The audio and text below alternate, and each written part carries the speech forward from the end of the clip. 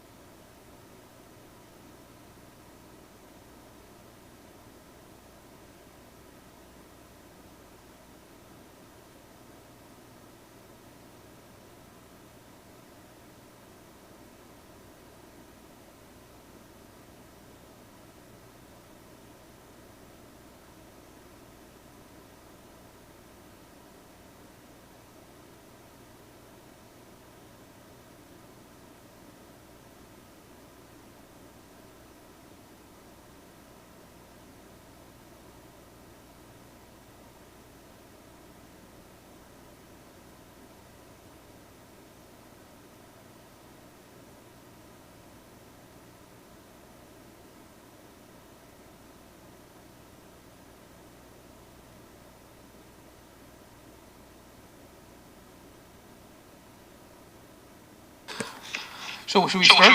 Oh.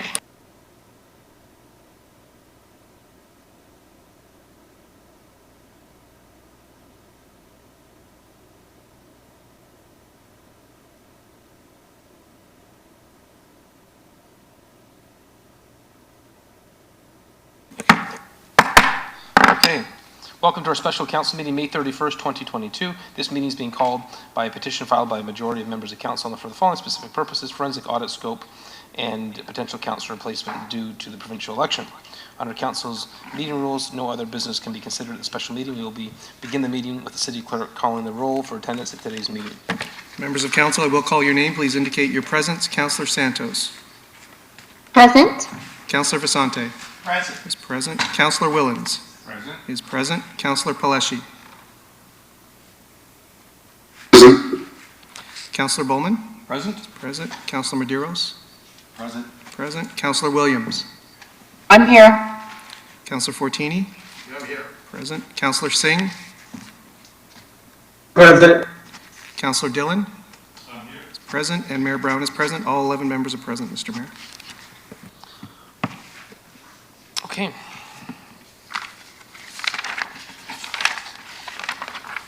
We're now at approval of the agenda. We have a motion moved by Councillor Basante and seconded by Councillor Willens to approve the agenda.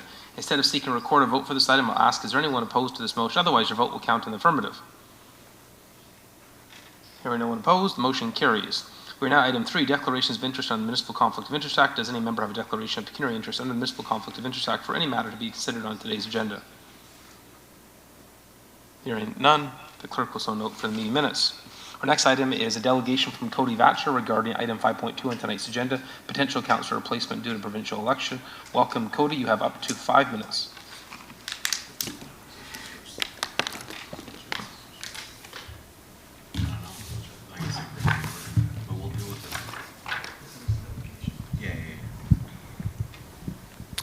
Well, good evening, Mayor Brown and members of council. This week, it's very likely that City Councillor Charmaine Williams will be elected as an MPP for the riding of Brampton Centre in our city.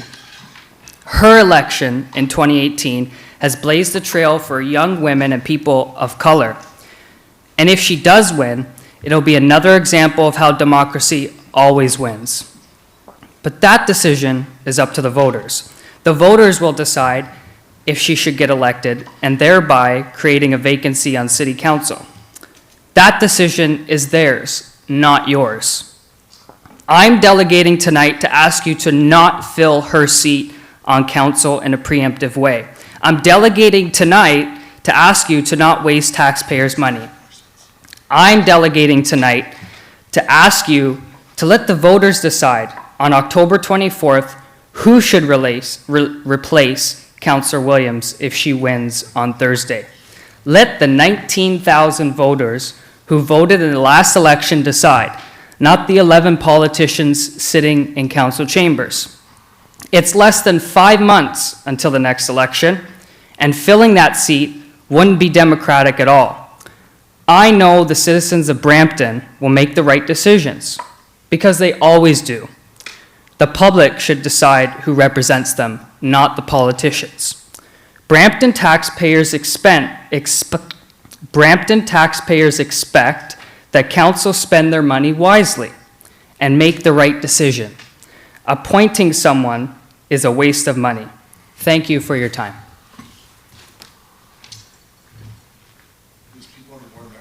Okay. I don't have anyone on my board. Oh, here. Oh, Councillor Medeiros, followed by Councillor Fertini. Thank you, Mr. Mayor, through you, Mr. Mayor. Thank you for the delegation. Thank you for taking time this evening to come here. Based on your rationale, so understanding that it's the voters who decide, and in democracy, I agree. How do you justify then that an area, a population of this area of our city, so Ward 7 and 8, won't have equal representation in comparison to the other wards? So when you're talking about access to resources, should not the residents of Ward 7 and 8 have the same equal representation as residents in 1 and 5? Why should residents in 1 and 5 or residents in 2 and 6 have full representation, get access and advocacy for resources and investments in their area? Are you suggesting for the next 5 months that Ward 7 and 8 should not have representation, and they should be at a, excuse me, Mr. Mayor, should they be at a disadvantage when it comes to decisions at the city? Because as far as I know, for the next 5 months, council doesn't close, City Hall doesn't close. There are still decisions to be made. There's still improvements that we have to make in our community. And if you're saying Ward 7 and 8 not having someone there and leaving it without a representative, what does that say to democracy? What does that say to the residents of Ward 7 and 8? Should they not be having the same equal representation as everyone across the city? Well, thank you very much, Councillor Bajiros, for that question. That's not what I'm saying. I'm saying that I'm here tonight, I'm delegating to you to ask you to let voters decide on October 24th who should replace Councillor Williams if she wins on Thursday. Let the voters who voted in the last election decide, not the politicians sitting in the council chambers. So through you, Mr. Mayor, again, let's see if we can go about this again. Agreed that voters should decide who represents them. There are, rules and regulations that we follow, similar to Mississauga, for example. They had someone who resigned. So based on your rationale, Mississauga Council shouldn't have appointed anyone. They should have left that seat open, which in their case, because they have one councillor per ward, they would have had a whole area of the city not represented. Based on your logic, every part of the city will get access to resources, and essentially the way decision-making works, and I'm sure you would understand, it's based on 6 votes. 6 votes at this council gives you the right to direct, be it investment, be it whatever policy, be it whatever initiative you want from the city. Essentially, you're telling Ward 7 and 8 residents that they don't deserve representation right now, and for the next 5 months, that essentially it should stay open. That essentially you would leave one councillor there, which every other ward has 2, so they don't get the same level of service, they don't get the same level of advocacy, and they don't get the same level of representation everywhere else. And that to me is anti-democratic, because essentially you have rest of us making key decisions that impact the lives of people in Ward 7 and 8. It's almost like Councillor Fertini has to vote with his hand behind his back. He's 1 vote, where Councillor Bowman and myself are 2. 2 against 1 is not a fair fight. It's not representation, it's really anti-democratic. So I appreciate what you've brought forward, but I would, suggest in my mind, and first, it's within my right to make this decision, and certainly you have every right to express it, and I really appreciate you coming out. But I would suggest that not giving the residents of 7 and 8 someone to represent them is anti-democratic. And that's not the city that I believe in. They should have the same representation that everyone around this table have. Thank you.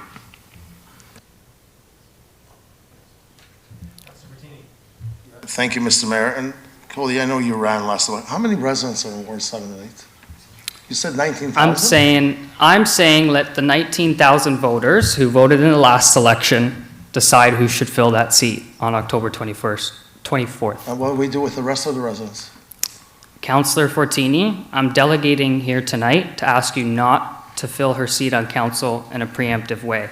I'm asking you to let the 19,000 voters who voted in the last election decide, not the politicians sitting in the council chambers. So you're suggesting to leave it empty from now until October?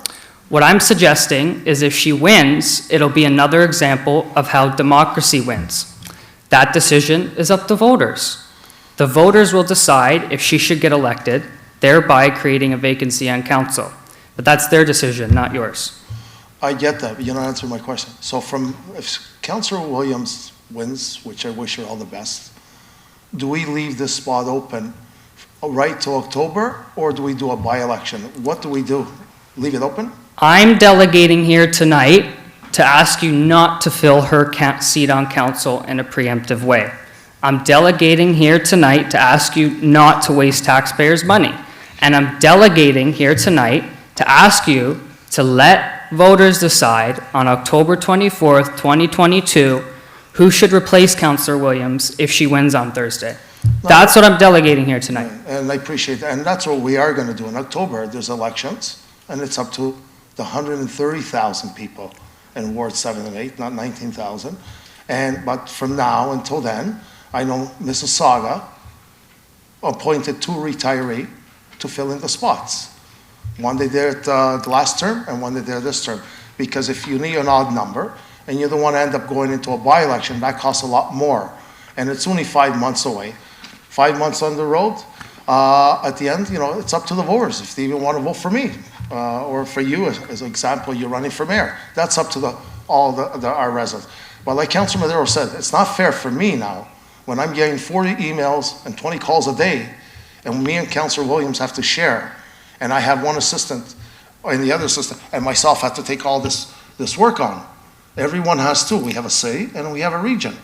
So if there was no election, there was 2 representatives, and we're just appointing one till then. Then when it hits October, it goes to the election, it's up to the resident.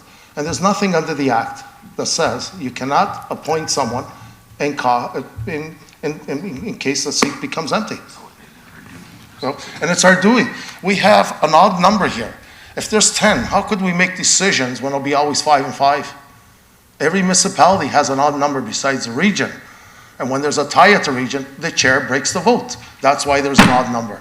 So I'm not going to keep asking questions, because I'm not saying that we're appointing the person and there's elections coming up. Yes, but that's in October. We do not have a by-election from now until October for 5 months and go waste $350,000. That's cost a lot more. So we have to have an odd number, and the residents of 7 and 8 needs double representation. You cannot have just one and put the overload on myself. Thank you.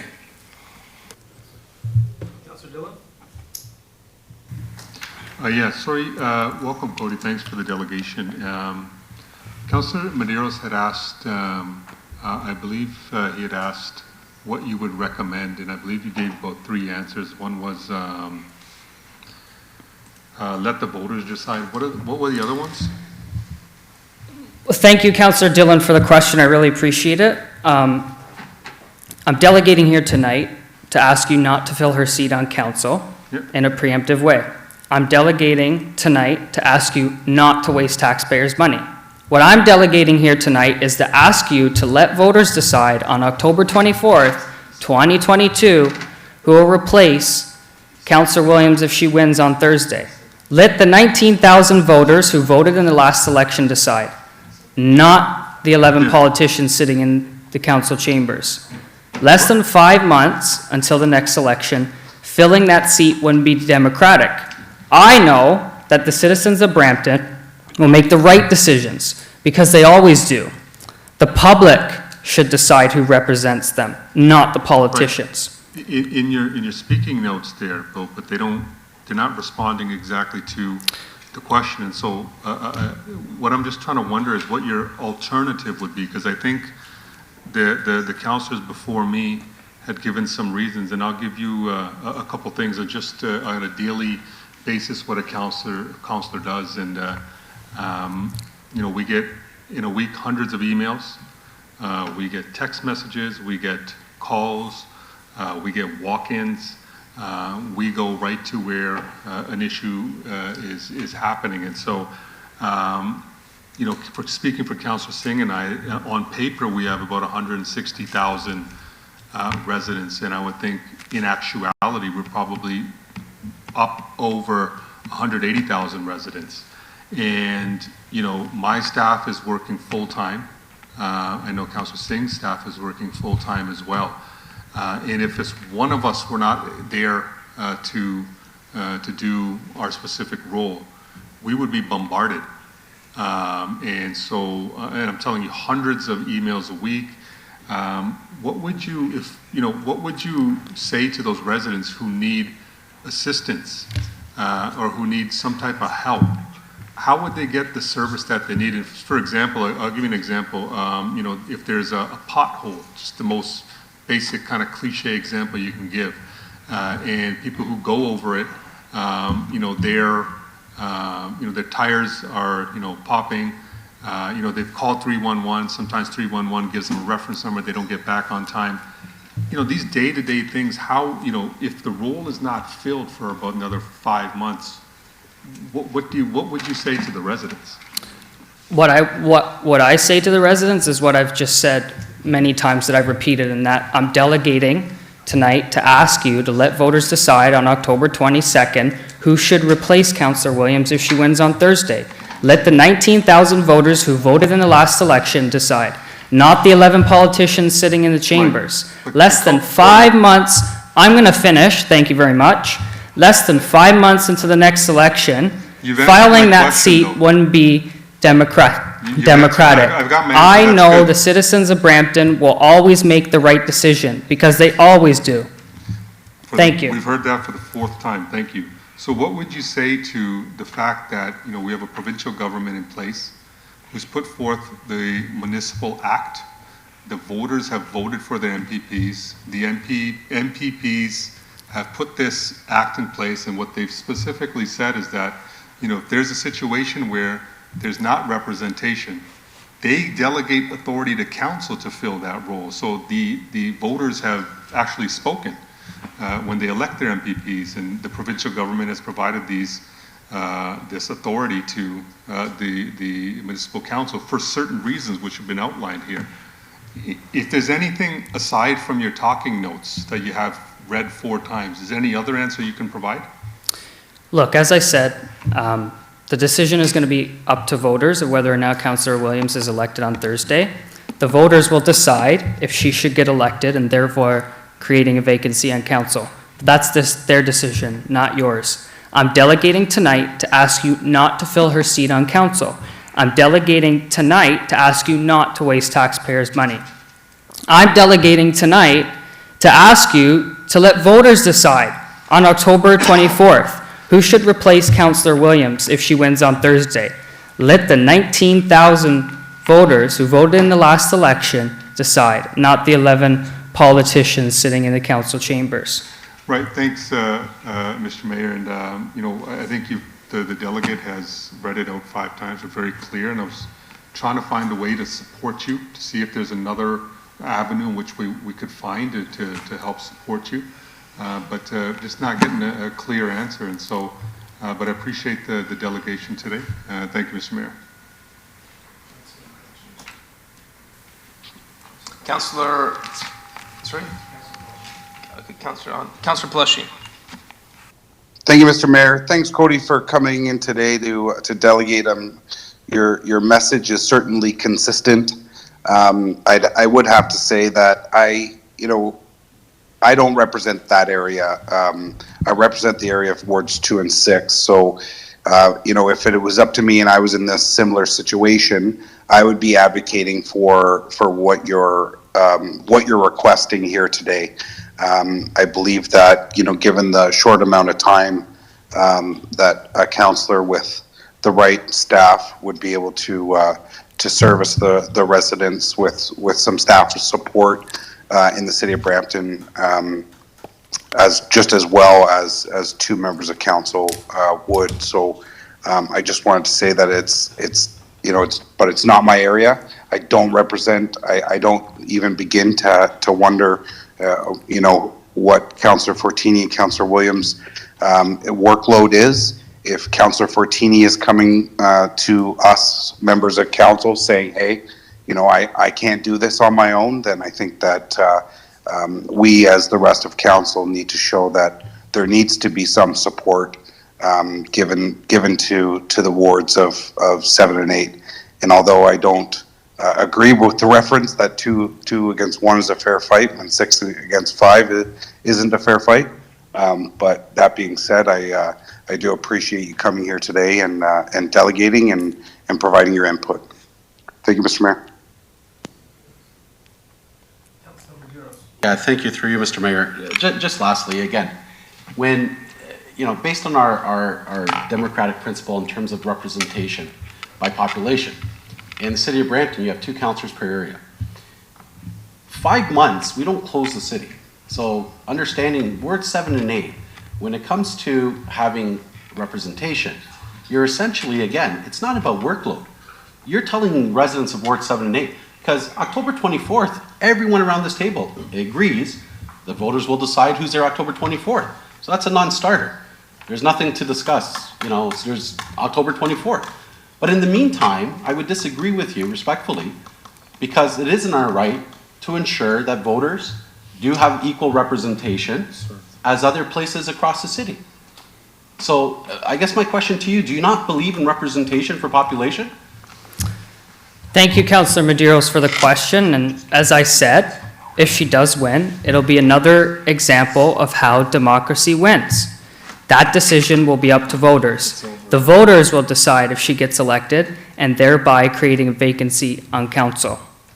I'm delegating tonight to ask you to let voters decide on October 24th who should replace Councillor Williams if she wins on Thursday. Let the 19,000 voters who voted in the last election decide, not the 11 politicians sitting in council chambers. Less than 5 months into the next election, filling that seat wouldn't be democratic. Now, there's one thing that I do know, and that's that the citizens of Brampton will make the right decisions, because they always do. The public should decide who represents them, not the politicians.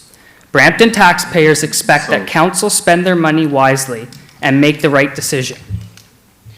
Through you, Mr. Mayor. So I appreciate that, you've been trained to speak on the sound bites. That's great, and you're doing a good job. You're disciplined. Again, you're not answering, and you're every right not to answer. I'm not here to debate with you and so on. But what I find rich, you're telling us something that we're going to do. October 24th, residents of Brampton will rightfully choose who their representatives are, not just in 7 and 8, all across the city. So we all believe that. So that's a non-starter. But in the next 5 months, what you've said, and this is what I find pretty outrageous, someone who's running for mayor, you're saying that there's a segment of this population that should not have representation. There's a segment of the population, so while every other area is being served, what do you tell the residents of 7 and 8? Oh, you have one councillor already, that's good enough for you. And it is our right, and it's our duty as councillors to continue that they have representation, that they have the proper services, that they have the proper voice at council, fighting for their rights and fighting for their issues at the city. And I find it, for someone who, understand me, you got sound bites and you keep going on about democracy, what you're saying is actually anti-democratic. And that, to me, is concerning. But I respect it. No further questions. I really appreciate, I think all of us agree August 24th is the date that we want. August 24th, we'll decide across the city. But in the meantime, what you're asking us to do is turn a blind eye, not have representation, not have equal representation across the city. That's what you have stated here today. And that is a shame. Thank you, Mr. Mayor.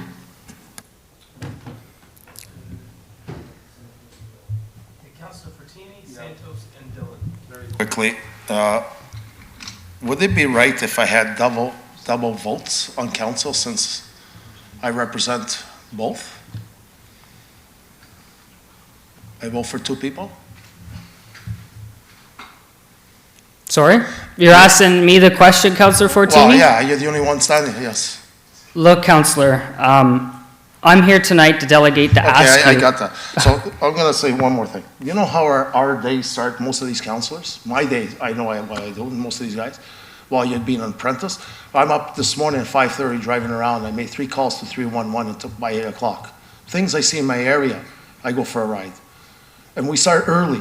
And then we got emails. Then we got council. Then we got committees. Then we got other stuff to do. People invite you here and there. So we end up having all these events. A lot of times we can't even go to 3 different events because they're all on the same time. And this is why you need 2 people. Ask Councillor, this is not a debate. So I think we're starting to get into a debate. I'll let it go because he's not answering the question. It's over the residents. And we're not saying the residents should not be voting. I get it. But from now until October, that's where the key point is. It has nothing to do with the elections in October. Okay, let's keep it to questions, not debate. Councillor Santos, followed by Councillor Dillon. Thank you so much for, and through you, Mr. Mayor, thank you very much for coming in to delegate this evening, Cody. And I'm sorry if some of my colleagues feel like your delegation is shameful. I don't think it's shameful. I think it takes some courage to repeat the message that you have for us today. In your message, you had shared, you also kept talking about asking council not to be preemptive in replacing or appointing a new councillor. What do you mean by that? I know that that we've kind of gone through some of the other aspects of your delegation, but can you elaborate on that preemptive piece? Well, thank you, Councillor Santos. What I mean by preemptive is preempting an election on October 24th. And I'm delegating tonight to ask you to let voters decide on October 24th who should replace Councillor Williams if she wins on Thursday. We have less than 5 months until the next election, and filling that seat wouldn't be democratic. I know that the citizens of Brampton will make the right decision because they always do. The public should decide who represents them, not the politicians. Brampton taxpayers expect that council spend their money wisely and make the right decisions. That's what I mean by preempting a decision. And thank you very much through you, Mr. Mayor, Cody, for clarifying that further. I know, and Mr. Mayor, am I allowed to ask questions of clarification to staff at this point in time? Through you, Mr. Mayor, I think there's one more member on the board to ask questions of the delegate, so maybe my advice would be to complete asking questions of the delegate can be received, and then council can have its debate and ask questions of staff for clarification if necessary. Okay, thank you very much. So then one question for Cody is, from your perspective, based on this delegation, has the seat been vacated yet?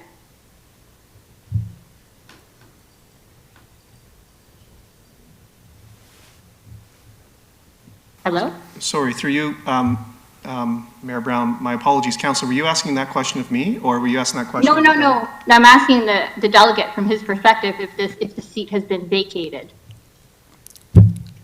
Well, no, it hasn't. It's very likely that Charmaine Williams will be elected as an MPP for the riding of Brampton Centre. But no, the election's on Thursday. Okay. Thank you. I have no further questions for you, Cody. Thanks for your delegation. Thank you very much. Councillor Dillon.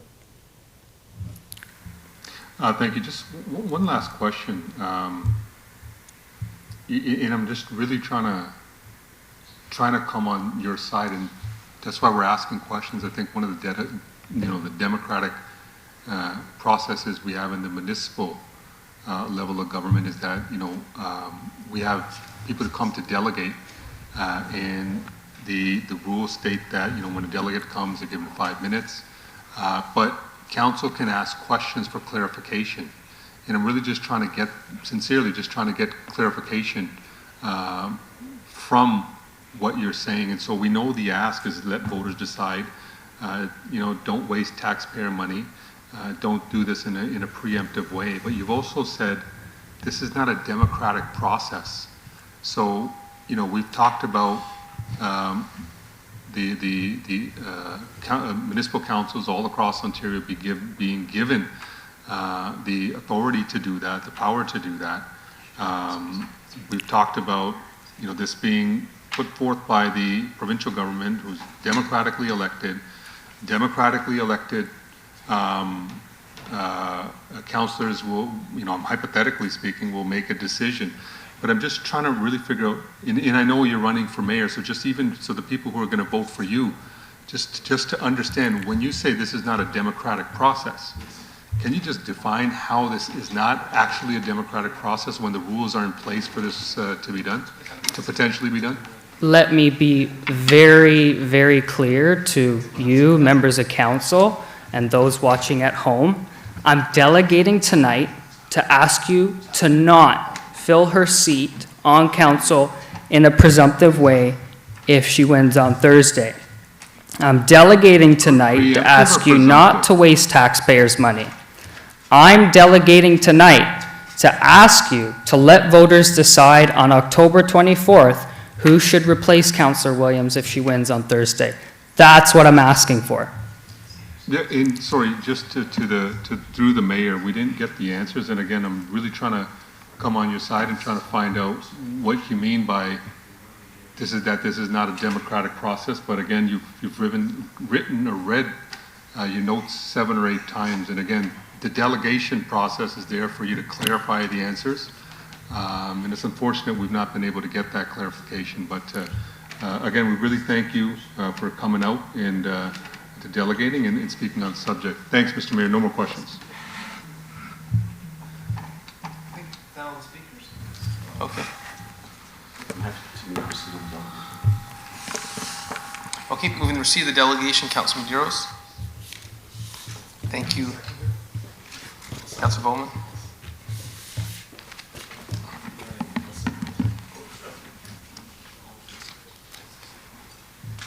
Anyone opposed? Hearing none, motion carries. So through you, Mr. Mayor, that concludes the delegations. The order of the agenda was item 5.1 first, which is the forensic audit scope and mandate, followed by 5.2, the item on potential councillor replacement due to provincial elections. So unless council decides otherwise, we would go on to 5.1. Okay, item 5.1. Do members have any questions or comments? Councillor Bowman. Thank you very much. Through you, Mr. Mayor. I added this to the agenda tonight just to give an update on where we were since we brought this forward and passed this at the last council meeting. The auditor, the forensic auditor, has been engaged through our CAO and through the steering committee. We've had discussions with him. I'm not 100% sure, Samir, whether we can say the name of the chosen auditor. I'm glad you came to, that's the question I was going to ask you. Through the chair, if there are ongoing negotiations with the party that we wish to engage, we may wish to have that discussion in closed session because disclosing the party may affect our ability to negotiate with them. Okay, well, I don't know if there's, You want to go in closed? Okay. Well, then Councillor Fertini is suggesting we go into closed session. Through the chair, if we are going to go into closed session, maybe I could suggest that given the nature of this topic and the other topic, there are additional reasons why it may be worthwhile to discuss them in closed session. So for example, on the topic of the forensic auditor, I understand there's going to be a discussion of the scope of the audit. If that relates to identifiable individuals, that may be a reason. So I'm just noting that through the mayor to the clerk that should also be noted as a reason for going into closed session. And on the item 5.2, through the chair, there are certain contexts that I think should be provided to council from a legal perspective that I would like to discuss with council in closed for the benefit of solicitor-client advice. And after that legal advice, council may choose to deliberate in open. Okay, so I guess move we go into closed session to... I'll second that. Second only, so, Mayor. Yeah. I'd like to keep that one in the open. We did get legal advice. I got letters, so I'd like to have that one in the open. The first one, I agree with you. We should go in there, because we're still in negotiation. But the second one, I'd like to have the discussion outside in the open. Through the chair, And I'd like to have a vote on that, please. Have it in the open. Through the chair, on item 5.2, I'm not suggesting that the discussion cannot be in open, but I strongly feel there's a legal component of it which gives me a lot of consternation to be giving legal advice to council in open session. And there is some context that I think council would benefit from to inform their decision-making and deliberation. Well, I'm still going to keep it in the open. I did get legal advice. Maybe we should call risk insurance. So I'm going to... Council to do an open or close. So we have the motion to go into close for the next item. Motion put forward by Councillor Fertini. Yes, the 8.1 for the forensic audit, but the other one... You don't need to specify. The other one is already in open, so you don't need to... You're just going into close for item... Just 8.1. Moved by Councillor Fertini, second by Councillor Medeiros. Anyone opposed? Hearing none. Motion carries. And the clerk, how long do you need? Through you, Mr. Mayor, I'll need at least 20 minutes as we did not contemplate closed session for tonight's special meeting, so I'm going to have It to is send 7:37. Meet back at 8 o'clock. Thank you. Thank you, Mr. Mayor, members of council, members of staff, members of the public watching tonight's meeting. This meeting is now recessed to reconvene in closed session at 8 o'clock. Those watching or connected to the WebEx virtual platform can remain on the platform as council will reconvene in public session after completing its closed session to continue its meeting on tonight's special meeting agenda. Thank you.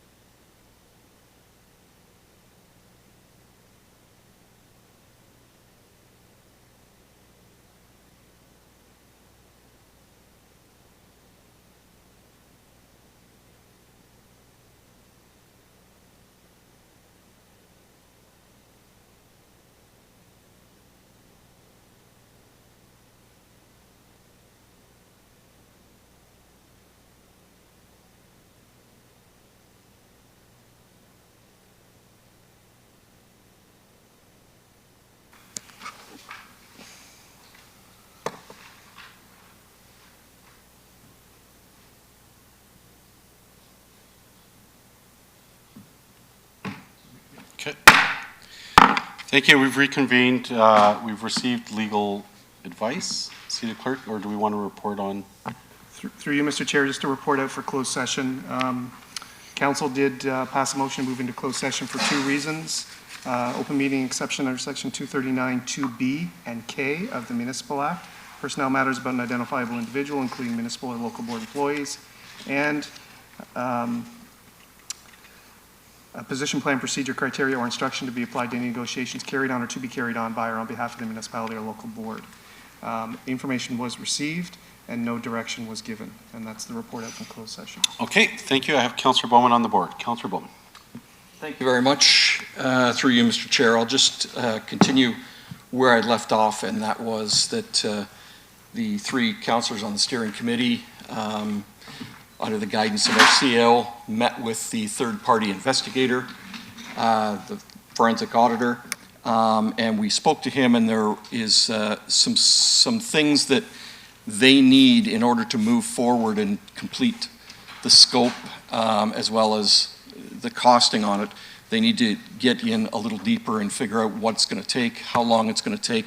So I've got three motions up on the screen, if the city clerk could put them up. And the first one is for the audit. Whoop, what is there? Okay, the first one is that council authorize all closed session meeting records, including audio tapes specific to the Brampton U file, to be made available to the forensic audit team upon request.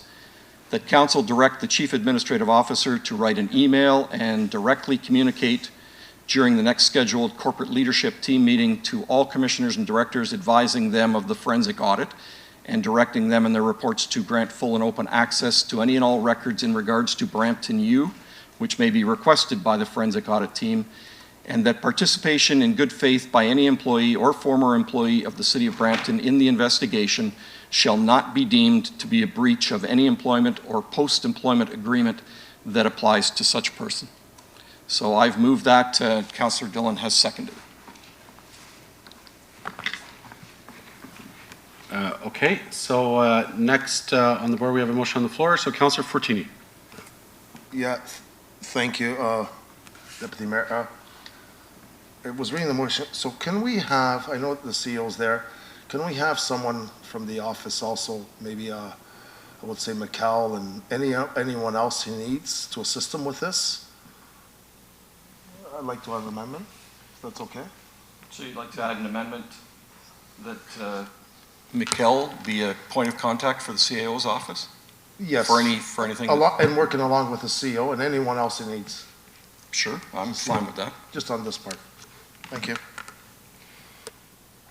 Okay. All right. Just for clarity through you, Mr. Deputy Mayor, so Councillor Fertini, are you amending the second clause then? I'm trying to understand where we would insert or designate, including McKelmar. So it may just be simpler to say or designate Yeah, through the CEO. or delegate? From his office. Yeah. You know, I'm not removing the CEO, but, you know, have him along with him. I think what you suggested, designate, yeah. Okay, City Clerk, is there anyone online wishing to speak? I see Councillor Visante. Okay, Councillor Vicente, go ahead. Thank you very much, Mr. Chair. To the City Clerk, Mr. Clerk, I know that when we passed this motion, there were some items that we considered specifically with respect to the steering committee, et cetera. Can we display that motion on the screen? The one that brought us to this point here today. Through you, Mr. Deputy Mayor, yes, we can bring up, it's from the council minutes of May 18th, which will be presented to City Council tomorrow. And just bear with us and we'll bring that up on the screen. It is resolution thank you, Charlotte, C152-2022. And we'll just, the main part, I believe you're referring to, Councillor Visante, is clauses 3, 4, 5, and 6, in terms of those were the ones that authorize the forensic financial audit that is being discussed at this meeting.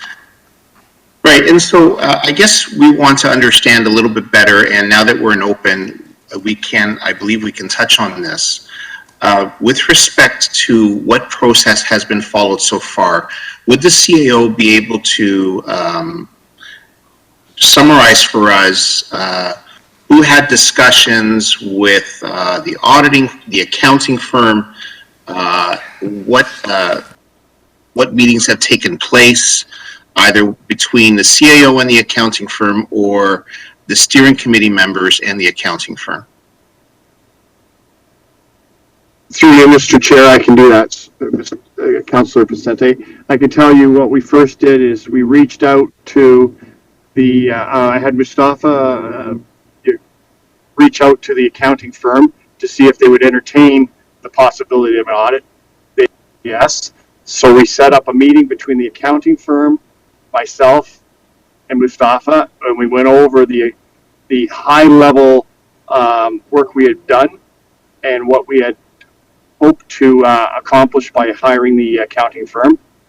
And then after that, we set up a meeting for the councillors, the three councillors, Medeiros, Fertini, and Bowman, to meet with the accounting firm to give their high-level view of what needed to be done in the work. And now we'll be moving on to the next phase, which we will meet with the accounting firm once more after they gather some information, and we'll work out an exact scope and the exact price for the work to be done in conjunction with Mustafa, myself, and the three councillors. Thank you. And through you, Mr. Chair. So how could that have taken place then, given the direction that was given? The direction is on the screen. How was it that that sequence of events is what took place? Thank you.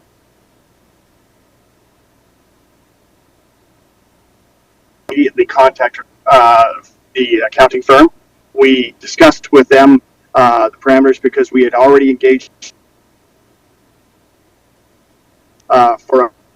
and then after we did that, we immediately set up the meeting between the council. Sorry, Mr. Chair, is it my phone that's cutting out or the? Yeah, you're cutting out as well. Sorry, through you, Mr. Chair, where would you like me to start again? From the beginning, please. Can you hear me now, sir? Yes. Okay. So, given direction from the council meeting of last week, we immediately engaged the accounting firm. They are already doing work for us, so we were familiar with them. We set up the first meeting immediately. We talked to them about the high level scope. Then we set up the meeting with the councillors, and then they followed through with their meeting. We'll do third meeting, and we did that because we understood there was a timeline of 30 days to begin with.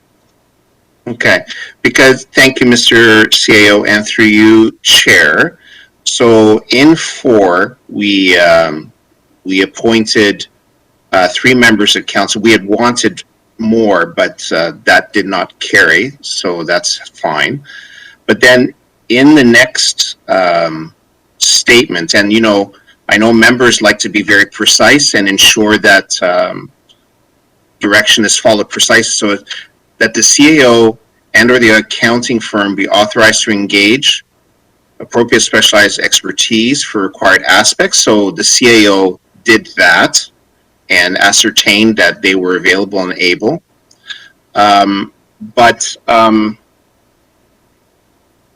Here it says in 4 that the steering committee would work with the CAO to provide the scope and steer the financial forensic audit work.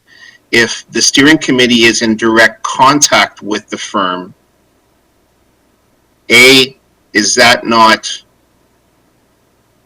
in the spirit of what the direction that was given?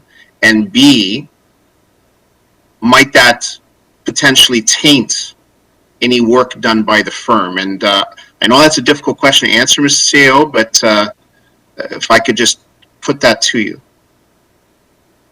Through you, Mr. Chair, I really don't believe it's a difficult question to answer because the forensic company would do their preliminary investigation to see if the work is something they find favorable.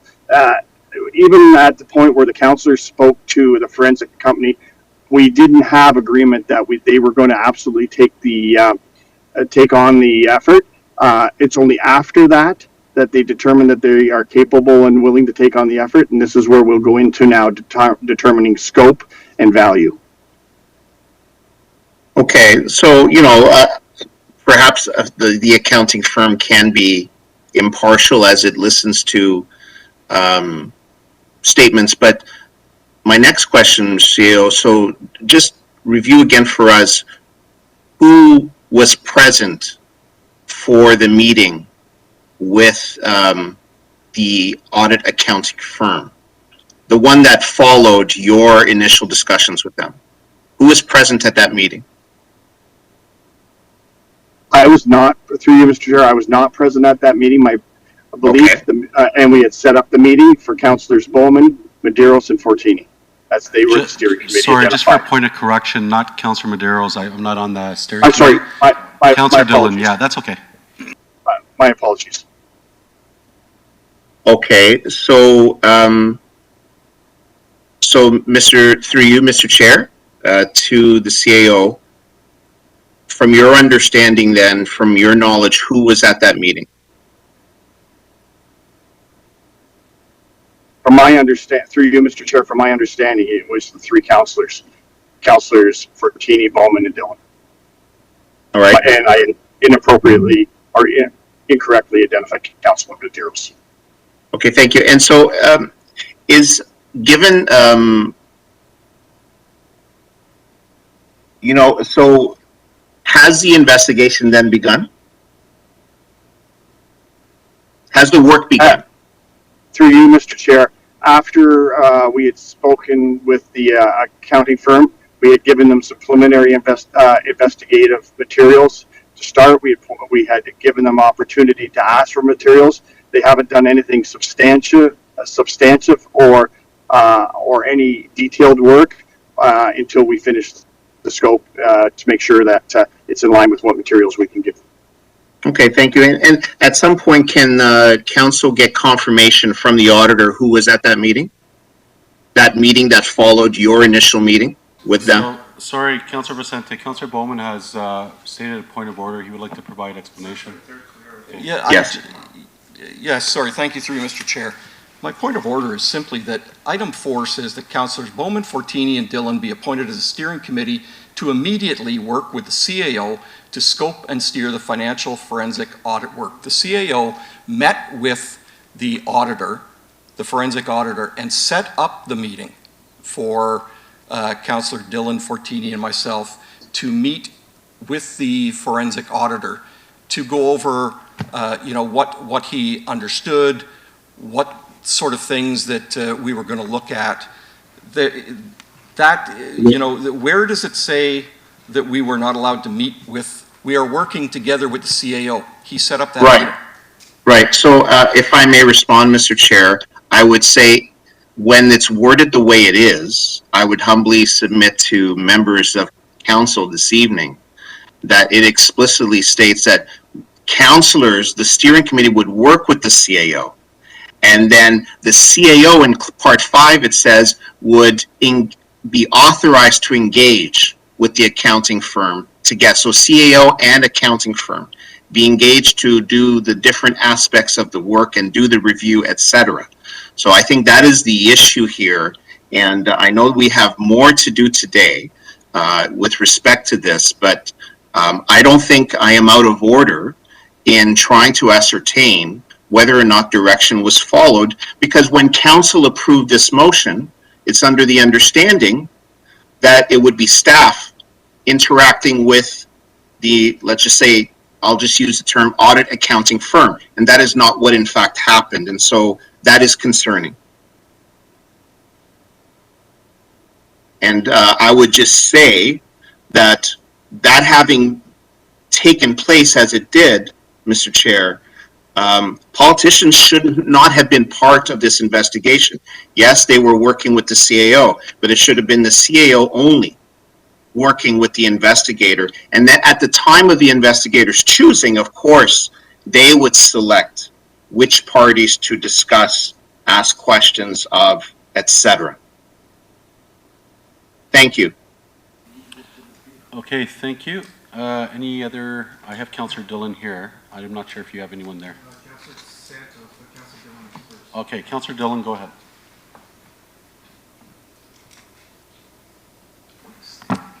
Wanted to call the question. Okay, Councillor Dillon is calling the question, so vote. We need to take a vote on calling the question. I'll hand it over to City Clerk to administer calling the question. Is a recorded vote requested? A recorded vote would be easier because... Okay, through you, Mr. Chair, recorded vote on calling the question. All members in favor or opposed to calling the question, please indicate. Councillor Santos. No. Councillor Vicente. No, absolutely not. Councillor Willens. Yes. It's a yes. Councillor Paleshi. Councillor Paleshi. I'll come back to you. Councillor Bowman. Yes. That's a yes. The mayor is back in the chair, so Councillor Medeiros. Yes. That's a yes. Councillor Williams. Yes. It's a yes. Councillor Fortini. Yes. It's a yes. Councillor Singh. No. No. Councillor Dillon. That's a yes. Mayor Brown. No. It's a no. Councillor Paleshi. No. It's a no. Calling the question carries. The vote is 6-5. So the question has been called. We will proceed to a vote unless there's members who have not spoken to this item. And I don't see any.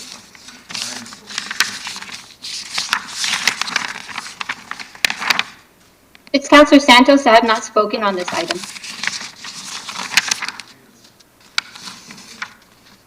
Okay.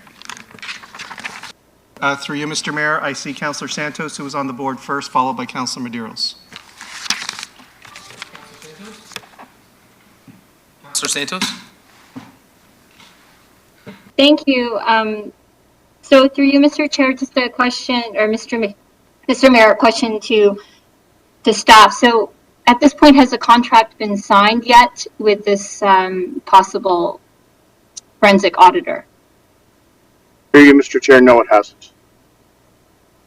Okay, so to be clear, as per what Councillor Vicente was sharing earlier with respect to some concerns here, there were 3 councillors who are the steering committee, and we tried to get 2 other councillors to increase transparency on the steering committee. And clarification to the clerk, when we passed that motion, were those 2 other councillors accepted as part of the steering committee? Through you, Mr. Mayor, no. The motion that's on the screen previously from May 18th is the motion that carried. There were some amendments that were introduced, but they did not carry. Okay, so we tried to increase transparency on the steering committee, but we're not successful. And now there are only 3 members that were part of the steering committee, and the direction in the motion itself, as per number 4, was that the steering committee, if you scroll down a bit further, the steering committee would work with the CAO specifically to help determine the scope, etc. There's nowhere in the motion that it says that the councillor should meet directly with the auditor. Mr. Clerk, can you just clarify that? Through you, Mr. Mayor, Charlotte, if you can just go to the motion in clause 4. My advice to council is council was clear in establishing this committee, and in so doing, it set up a steering committee comprised of 3 members to work with the CAO to scope and steer the financial forensic audit work, which in my view and my advice would be includes meeting with and giving direction and steering the work of the forensic auditor, whoever that firm shall be. Okay, but in terms of the actual presence of the CAO, it sounds like without a contract even been signed yet, wasn't present at that meeting where the 3 councillors met with the auditor.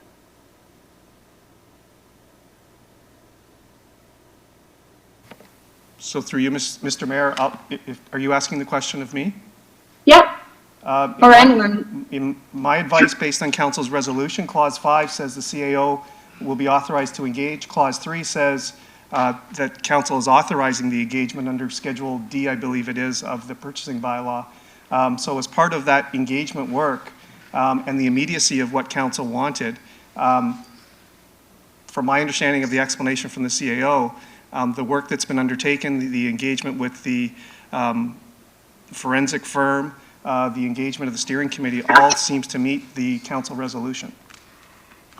Okay, so to me, it doesn't seem so transparent if there's 3 councillors meeting directly with a potential auditor that hasn't even signed a contract yet without the presence of the CAO, because Clause 4 says to immediately work with the CAO specifically to scope and steer the financial forensic audit.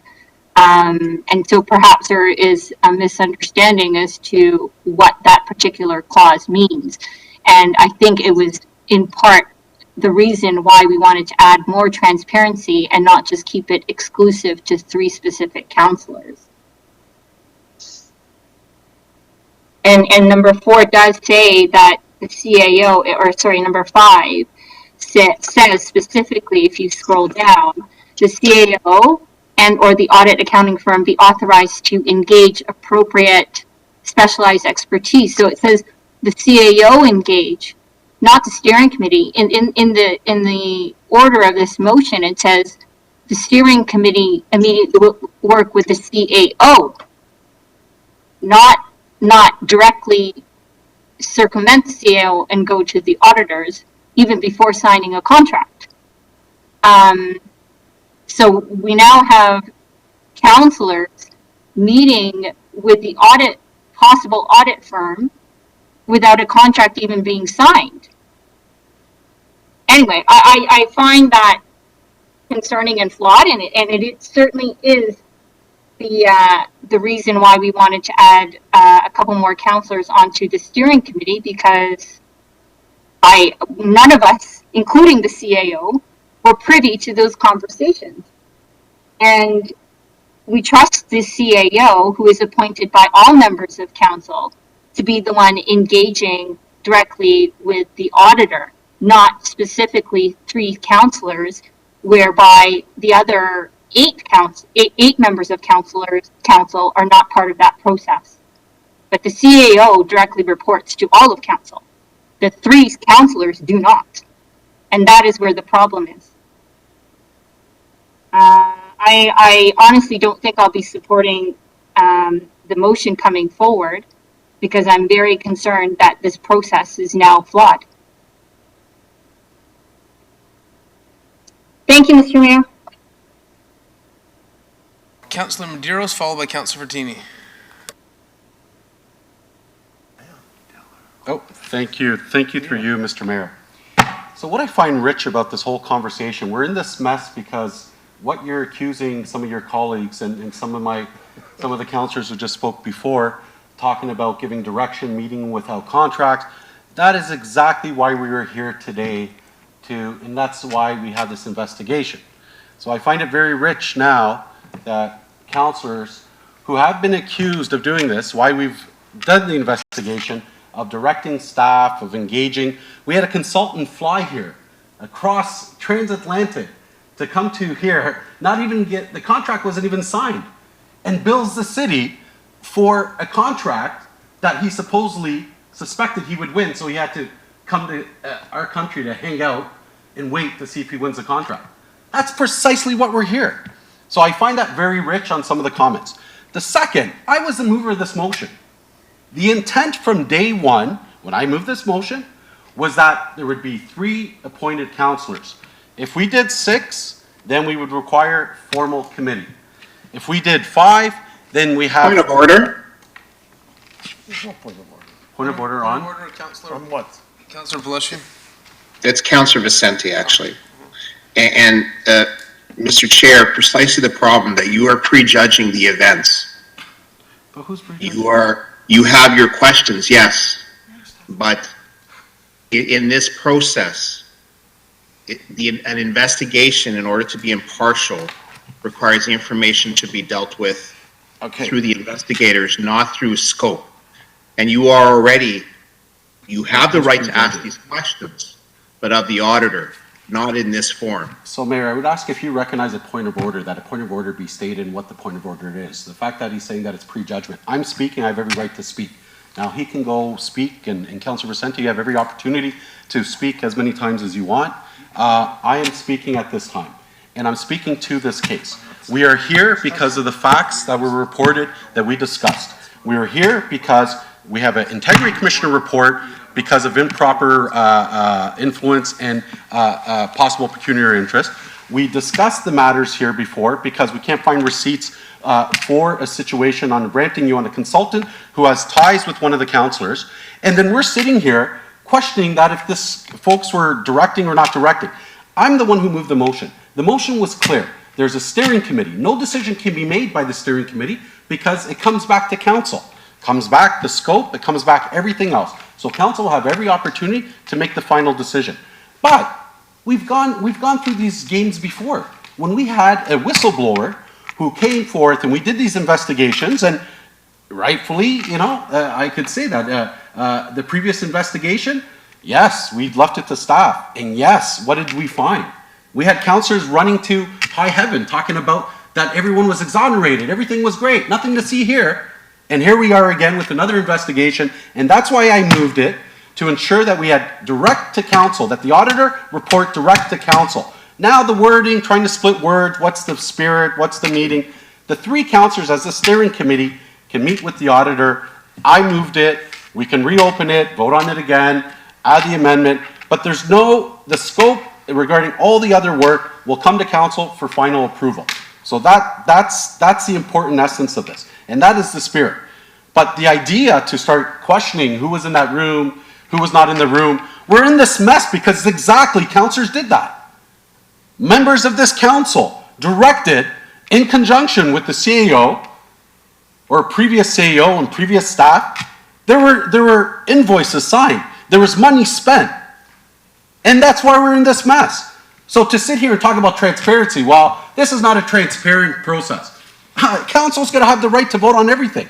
So that has nothing to do with transparency. So what you're doing is questioning the integrity of 3 colleagues. And that is wrong. 3 colleagues are there to ensure that council's will. There were 6 votes. Now the fact that councillors are whining, going on, that they wish there was 2 more, tough. That's the way democracy works. There were 6 votes. There was direction given. The 3 are fulfilling their duty. I don't question their integrity. But to sit there and say, well, they were in the room by themselves, oh my God, what could they have done? Decisions are made by council ultimately. So that's where we're going with council. This idea, Mr. Mayor, the idea that you can scream out a point of order without stating what a valid point of order is. Let's hear this point of order. Point of order, Councillor Pellecci. What's the point of order?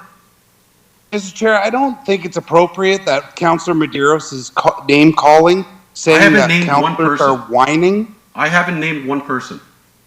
You said councillors are whining. I have not named one person, Councillor Pellecci. Councillors are whining, Councillor Okay, Mayor, Medeiros. okay, I'll wait for he's done. He can go on.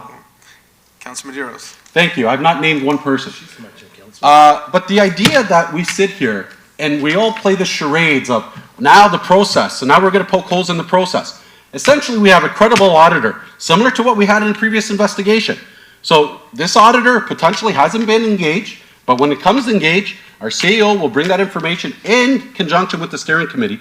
And if members of council have some questions to the steering committee that they want to pose, or if members of council have some concerns and they can send questions by email, then the 3 councillors, and I want to speak on their behalf, they're more than happy to bring those as part of a discussion with the auditor. But you'll have every opportunity to make final decision. So no one's trying to pull woolly on anybody.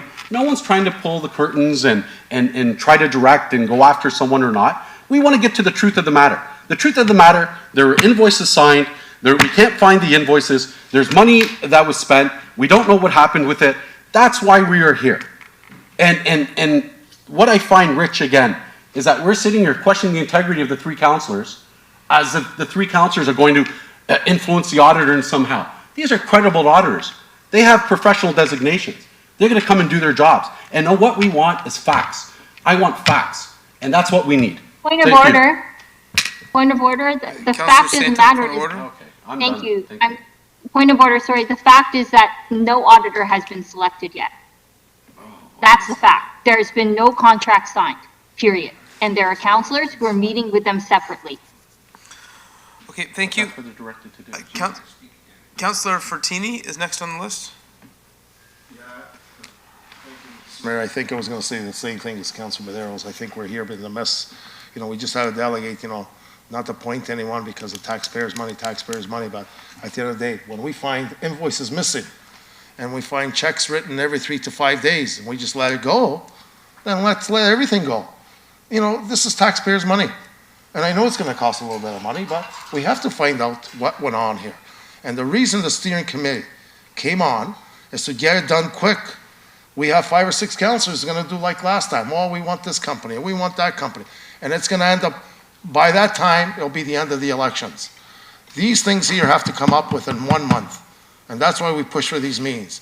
And all 3 councillors, Bowman, myself, and Dylan, along with the CO, we're available 24 hours. We want to have meetings quickly, as fast as we can, so they could start the process and get it done. Now, we had other councillors meet with other staff before this happened on the Brampton U, and that's why we are in the mess. There was no direction given to go out to meet with the Brampton U people and come here before contracts were even signed. That was okay for other councillors to do that. So you're accusing me, Bowman and Dylan, we're not doing our job. We're trying to do the best. Nobody's paying us extra here. This is the mess here because of us, because of you. There's no point of order. You know, no one is accusing you of not doing your job. You know, we're accusing the forensic audit who we're picking. We're trying to pick the best company to get it done, fast. Councillor Santos, will you state your point of order? She said she's not accusing anyone. Thank you very much, through Okay. you, Mr. Mayor. My point of order was that Councillor Fortini is sharing information that we are accusing him for not doing his job. That is absolutely not what we are saying. Okay. Thank you. Well, you know, the thing is, we're trying to get this done as fast. We picked a Point company. of order? And, Point of and point of order. the point is the faster it's done. Count- it's Point of done. order. Who? Point I of can't order. hear. This is Councillor Williams. With Councillor all due Williams. respect, there is accusations being flown around that processes weren't being followed. And our job as councillors is to follow processes. So technically, yes, you're accusing these members of council of not doing their job. Thank you. Okay. So we're trying to pick a company. We're not going to go around doing RFPs, going back and forth and delay 4 months. So we decided to pick someone. We kind of got the pricing, and anywhere you go, that's what the price is going to be. But we want a reputable company that comes in and gets it done. And council will decide, along with the CO, they'll come back and this, and we want this done to CO in the next week or so, the next meeting, all of us, because this cannot delay any longer. We're already in June. So we want it done by the end of the month, come all this investigation, and we have a little bit more to add on tomorrow's council meeting. Thank you.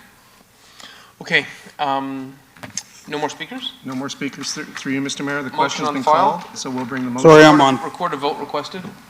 Sorry, Mr. Mayor, Councillor Paleshi's on. He has not spoken. Oh, Councillor Pelletier. Thank you, Mr. Mayor. Sorry, Peter, I put my name on at the last minute. I just want to say that I won't be supporting this. I didn't support the start of the audit. I felt that, I did want to be part of the steering committee just to ensure the transparency. I don't think that, I wouldn't, if I was on the steering committee, I certainly wouldn't have taken part in meeting with any auditors directly without staff there. Actually, I wouldn't have done it at all. Councillor Medeiros? Point of order is they're putting the dignity of the councillors in question. Because the idea that it would be more transparent because you're part of this process, you're indirectly accusing those three of not promoting transparency. And that is a slight on our colleagues. I won't accept that. Thank you. Doesn't matter what you accept or what you don't accept. It was stated that I felt, and I'm not saying that anybody else, but I wanted to be part of it because I felt that it would have been more transparent on my part if I would have been a part of it. Thank you, Councillor Medeiros, for your ridiculous point of order. So I won't be supporting this. Thank you very much, Mr. Mayor. Sorry, Councillor Fortini, you've already spoken. You can-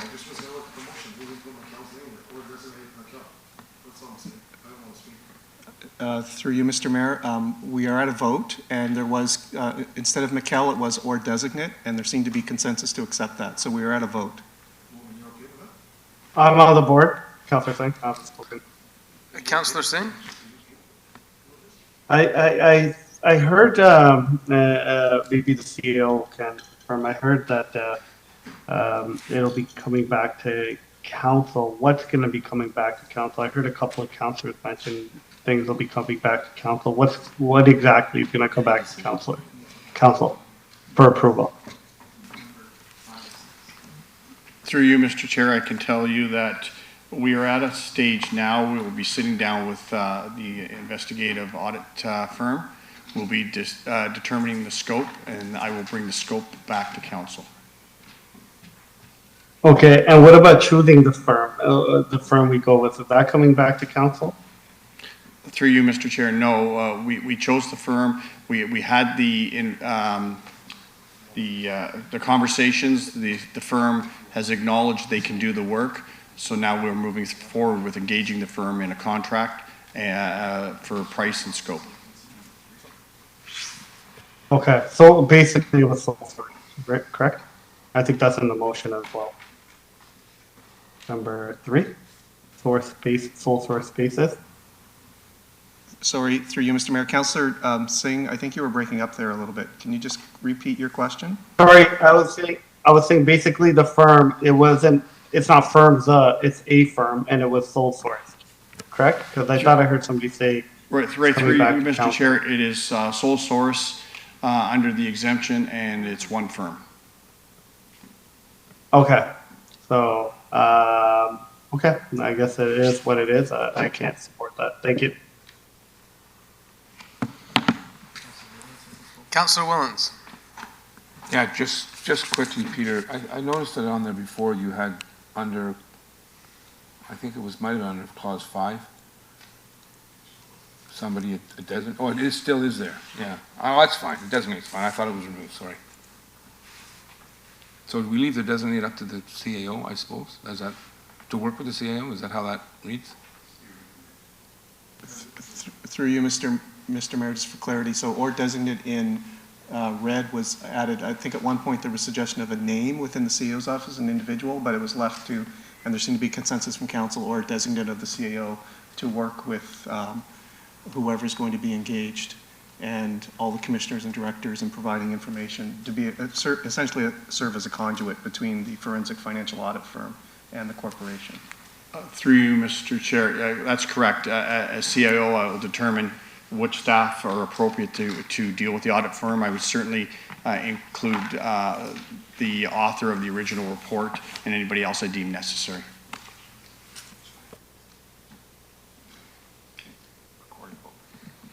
Okay, record a vote.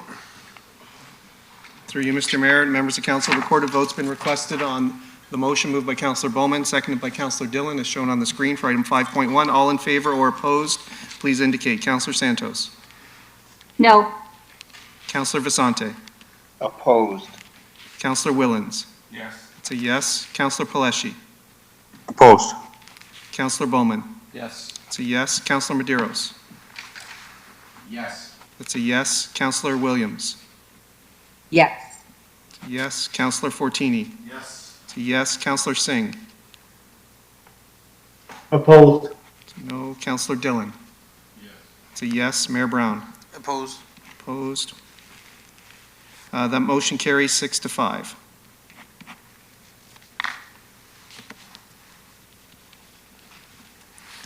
Mr. Mayor, the next item is on the special meeting agenda is 5.2, which is on potential councillor replacement due to the provincial election. Councillor Fortini. Councillor Fertini, this is your item. Yeah, thank you. And, first of all, I want to say, we feel sad that Councillor Williams might be leaving, and we wish her all the best coming up the Ontario provincial elections. So I know we have to fill in a seat. I did look into it. There is no ruling that we cannot appoint in case the seat gets empty.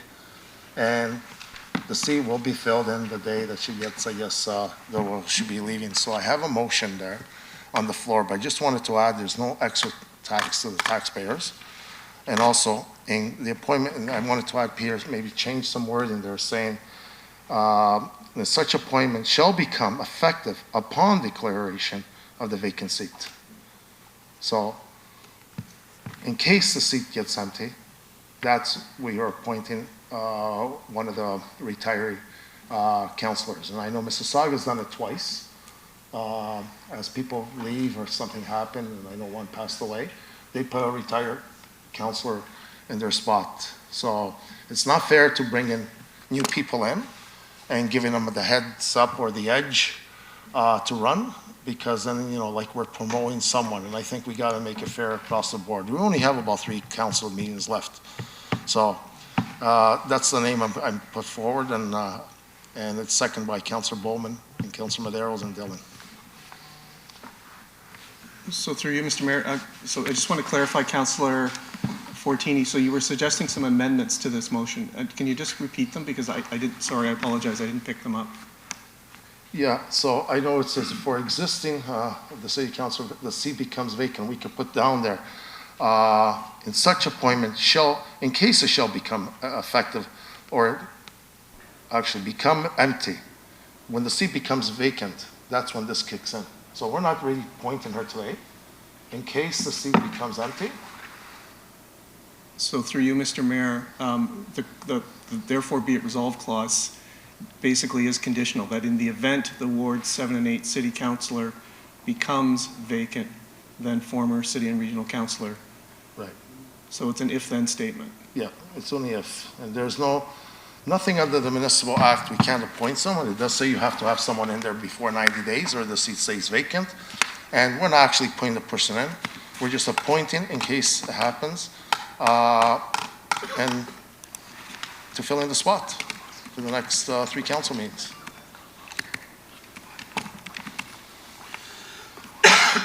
So, Councillor Fertini, I believe that you can't do that under the Municipal Act, but maybe we can defer to the clerk. Can I ask Diane? I was going to say, why don't we... I'd like to ask Diane. I was going to say, why don't we refer to the city clerk and Diana Seuss if they want to offer, or the city solicitor if they want to offer an opinion.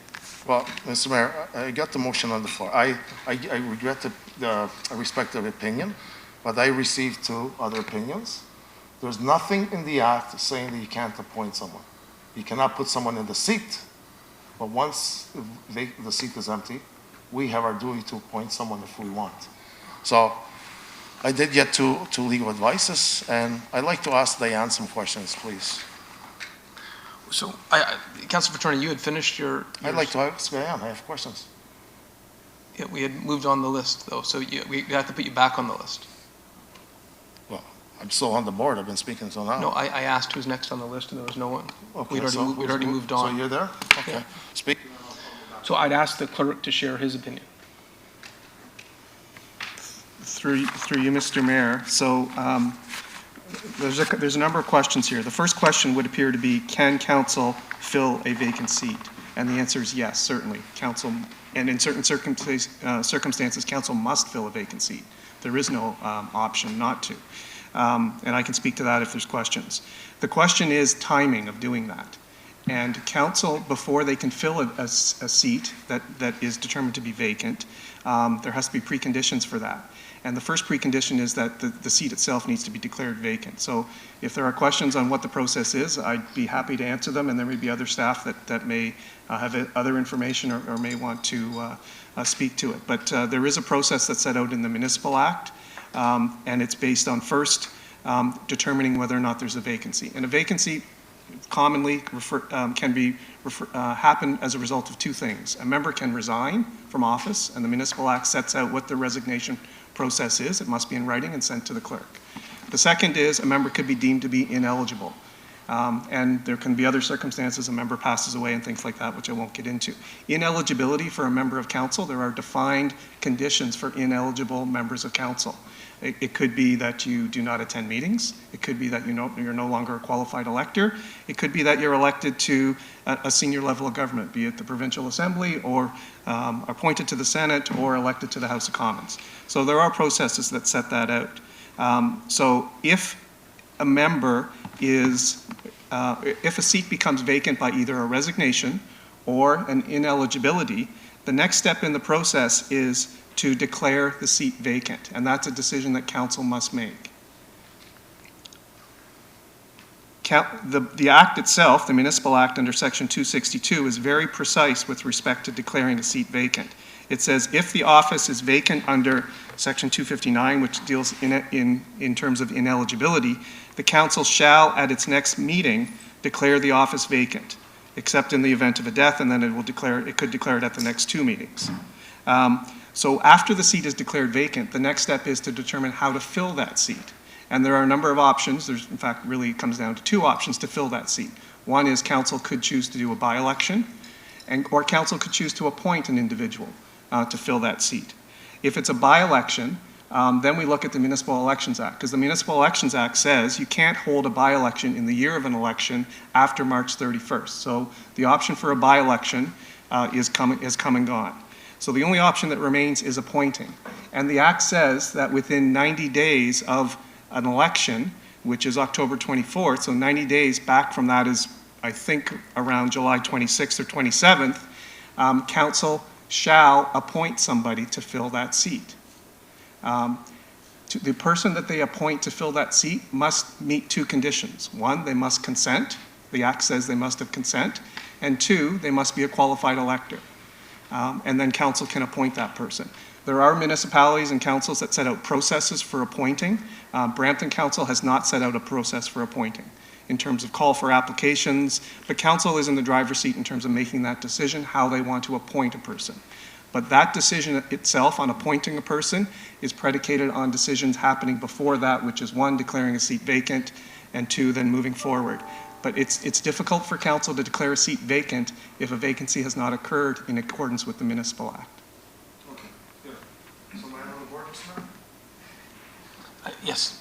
Yeah, is there anyone else on the other board? I see Councillor Singh. And what was the order? Councillor Singh was on at 9:11, so I think he was on after Councillor Fertini started speaking. Okay. So my advice would be that the order is Councillor Singh, then followed by Councillor Fertini and Councillor Medeiros. Okay, Councillor Singh. Thank you, and to Peter or Samir or Diane. I actually heard it from Peter. I'd like to hear it from legal now. How do you see the process? What's the critical path to fill a vacancy in accordance with the Municipal Act? Through the chair, is this a question for legal? Yes. Yeah. We heard it from the clerk, and I want to just hear it from legal as well. Through the chair, there is some legal analysis and some legal guidance which I would be happy to provide the council. However, given the nature of solicitor-client privilege, I would suggest that that be done in closed session. However, if council insists that that be provided in open session, then I can reluctantly do so, but I have to identify that that could prejudice the privilege of my advice. And you know. And what's the risk about? I'm so confused. What's your reservation? What's the risk about discussing this in open? So through the chair, if I was to hypothetically say that there are certain risks associated with it and that such a decision could be challenged on grounds X, Y, Z, then that would essentially be announcing that the city's own solicitor thinks the decision could be challenged on grounds X, Y, Z. Okay, and that's a decision to challenge the appointment? Through the chair, could you repeat that? You're talking about a decision to challenge the process for the appointments? Through the chair, yes. That's what I'm suggesting. Hypothetically, that you know, somebody could use the words of the city's own city solicitor to be used against the council's decision. And say we do something and staff are against it in open or in camera, not against it, but advise, we'll also use the word advise against it, and we still push it through, and there is a replacement, and it gets challenged. What would happen to, you know, I know councilors like to say there are no six, but let's be honest, there are six. It's 6 out 5. What would happen if that critical sixth was appointed in a way that was challenged? Would that affect all the decisions that were made from that point forward? Through the chair, for me to explain the process for a challenge would essentially be arming somebody to challenge the process. And again, I would humbly request that council consider having this discussion in closed session. However, if council has made the decision not to go into closed session to discuss this under solicitor-client privilege, I can answer the questions, but I again suggest that it would be more appropriate to be done in closed session. So I'll put a vote on. I have a feeling I know that will come, but I will vote that we move to closed, and I move that we have a recorded vote on it.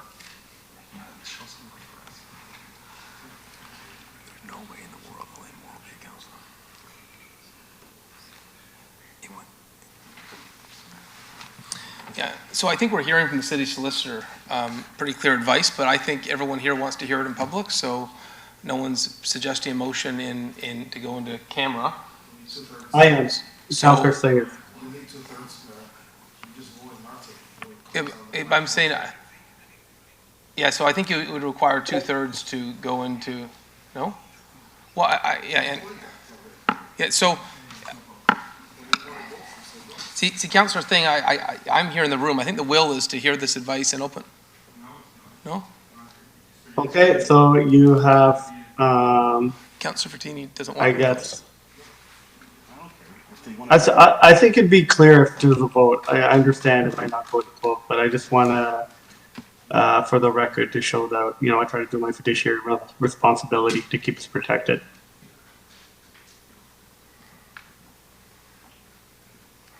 Okay, everyone's all over the map on this one. I guess we have to take a vote on whether to go into closed. Over to the clerk? Yeah. Who's doing the motion to go into closed? Was there a motion? Myself. Okay, Councillor Singh has a motion. So through you, Mr. Mayor, just to clarify, this motion is to move into closed session to receive advice from the city solicitor. So receive advice that's subject to solicitor-client privilege, including communications necessary for that purpose. Yes.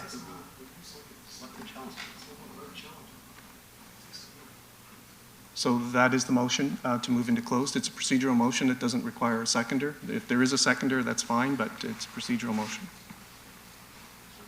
And record a vote, please. Through you, Mr. Mayor, recorded vote has been requested to move into closed session in regards to item 5.2 for reasons dealing with receiving advice that's subject to solicitor-client privilege. All those in favor or opposed to moving into closed session for this matter, please indicate. Councillor Santos. Yes. Councillor Vicente. Yes. Councillor Willens. No. That's a no. Councillor Paleshi. Yes. Councillor Bowman. Nope. That's a no. Councillor Medeiros. No. No. Councillor Williams. No. Councillor Fortini. No. That's a no. Councillor Singh. Yes. Councillor Dillon. That's no. Mayor Brown. No. No. That motion does not carry. The vote is 4-7. Okay, I'll go back to my line of questioning, and I guess we'll be providing advice in public. So, going back, if this motion passes and somebody is appointed in this manner, and it is challenged, what are the risks? So through the chair, I guess point of order, Mr. Mayor, because it's clearly stated that city solicitors. What's the point of order? Sorry, I don't hear the point of order. Point of order, Mr. Mayor? What's the point of order? You acknowledge me? You're putting the city at risk. The city solicitor just said that if he provides advice out in open, you're putting the city at risk. So by Councillor Singh asking no, there's no point of order on puts the that. city at a risk. No, there's A, B, But the vote, C, the D, vote, and the E. vote of That council was doesn't to hear the follow advice any in of them. public. Yeah, Well, then and you're so let putting me the hear city the at risk. advice then. So you're not gonna let me hear it in closed, and you're not gonna let me Vote was hear it not in to be open. closed. But Okay, Pardon? so he's advised that he's put the city at risk. yeah, You're breaking your fiduciary duty to the city. that was the choice to hear this in So public. you're not letting me Public go in room. closed to hear it. And we said no. So that's why I asked you to me go into closed. So he can seek That's legal exactly advice why I from the asked. city solicitor. But to make a You can break decision, it I down to need the city complete solicitor. information. So you're putting me in a Nothing position stops where you I from have to sending ask an the email public to the city so I can make a solicitor. decision Okay, with one speaker complete at a time. information. Councillor Singh, you can ask the city solicitor by email Councillor and get your Singh, legal advice. Councillor Singh has the You're putting floor. the city at risk. You're Wait, compromising council's first of all, decision. how's that a point of order? A, any breach of the rule of order pursuant to the procedure bylaw. That doesn't fall under that. B, C, D, E. It doesn't fall into any of that. So please be clear. What is your point of order? Yeah. According to our procedural bylaws. Yeah, I think it's important for the city solicitor to be able to explain why this motion wouldn't be recognized. You can't do something against the municipal act. It's not against- The municipal act, the municipal act supersedes council. It's not against municipal law. Yeah. Let him speak and then I'll come back. And I'm on the- Well, why don't we let staff answer that? Councillor Singh has the floor. I was recognizing Councillor Medeiros' point of order. He finished his point of order. Now it's Councillor Singh has the floor.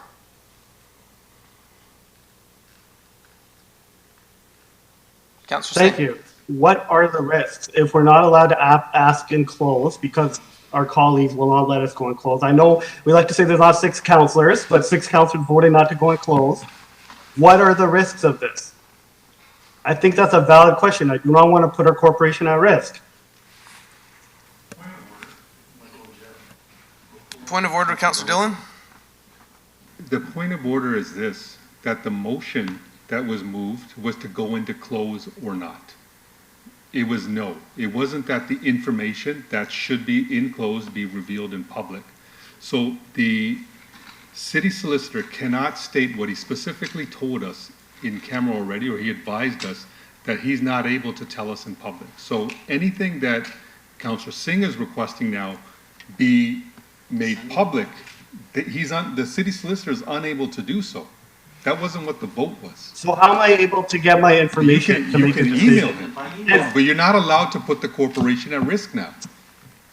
This is the motion to put. But you don't think this motion is putting the region at risk? No. So, Councillor Dillon, it's the motion. So that puts does the council corporation at agree risk. with Councillor Dillon's statement? This is not putting the Corporation would city automatically at lose risk. this, and all costs. You're giving an interpretation that's not there. I'm the only lawyer here. The city would immediately lose this. Okay. The city solicitor specifically stated he's not going to give the Councillor public Singh any has the floor. ideas of how Okay. to, Councillor Singh has the floor. Yeah, how to Councillor go Dillon, against with all this due in respect, court. there's 5 different point of orders. One speaker at a time. Councillor Singh has the floor. I don't see any other point of orders. Councillor Singh. Is it, okay, I'll just frame it a different way. Is this motion compliant with the Municipal Act? Clerk can answer that, legal can answer that. Is it compliant with the Municipal Act? Okay, to the clerk first and then to the city solicitor.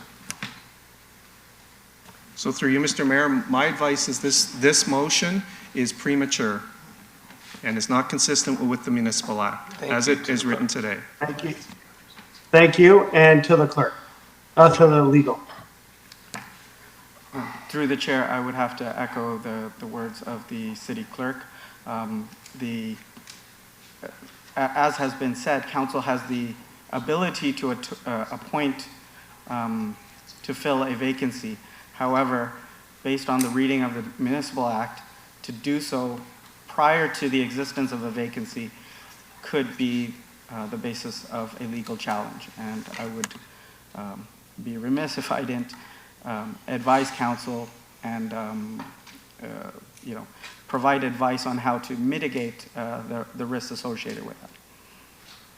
Okay, thank you for your courage. Thank you for being honest. And I will stop there. I do have a lot more questions, but I still feel like I don't have complete information. I think we should, so I will move a referral that we get a third-party legal opinion on this. And if council want to vote that down, that's their prerogative. But I will move that motion and that will take precedent. Third-party legal opinion, I do not want to put us at risk.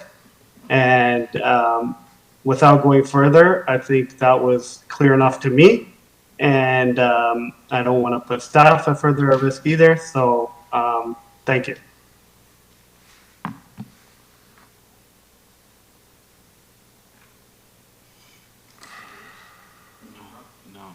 So the motion, I don't think we need a debate on this motion. Just vote yes or no.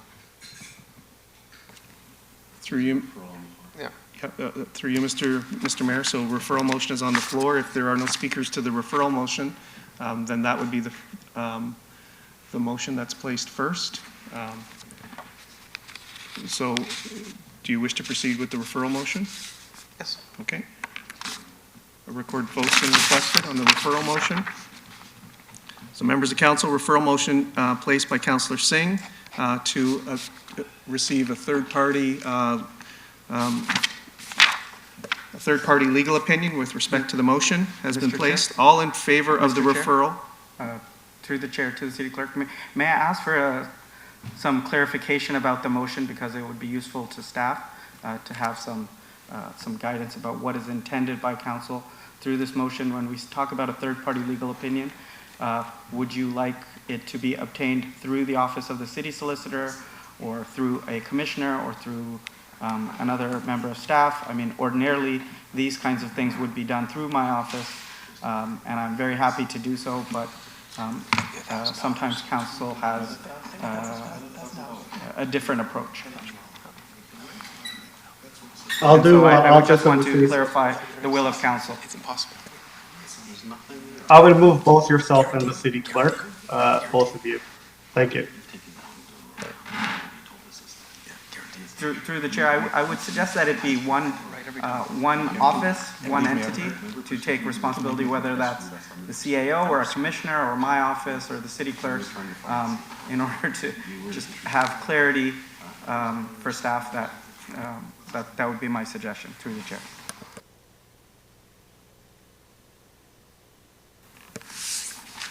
So through you, Mr. Mayor, the motion moved by... I'll change it to city clerk just because the elections and everything come under the city clerk. So I'll change it to the city clerk. Okay, to the city clerk. Office of the city.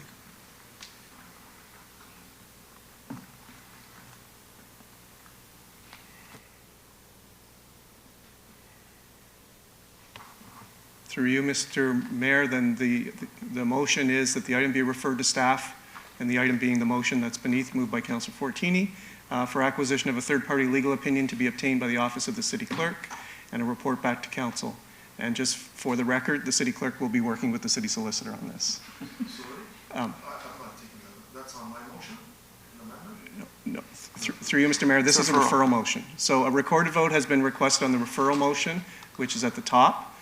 All members in favor or opposed to the referral motion, please indicate. Councillor Santos.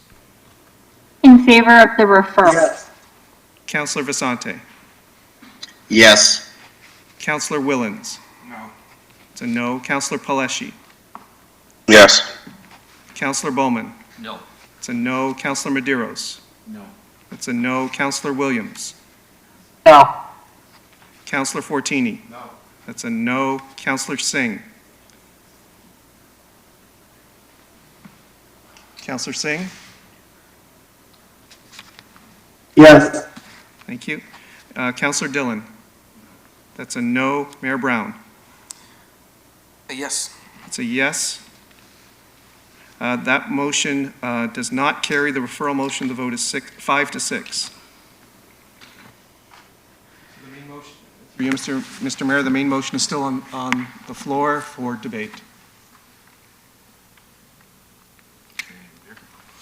Okay, main motion, is there a people on the floor?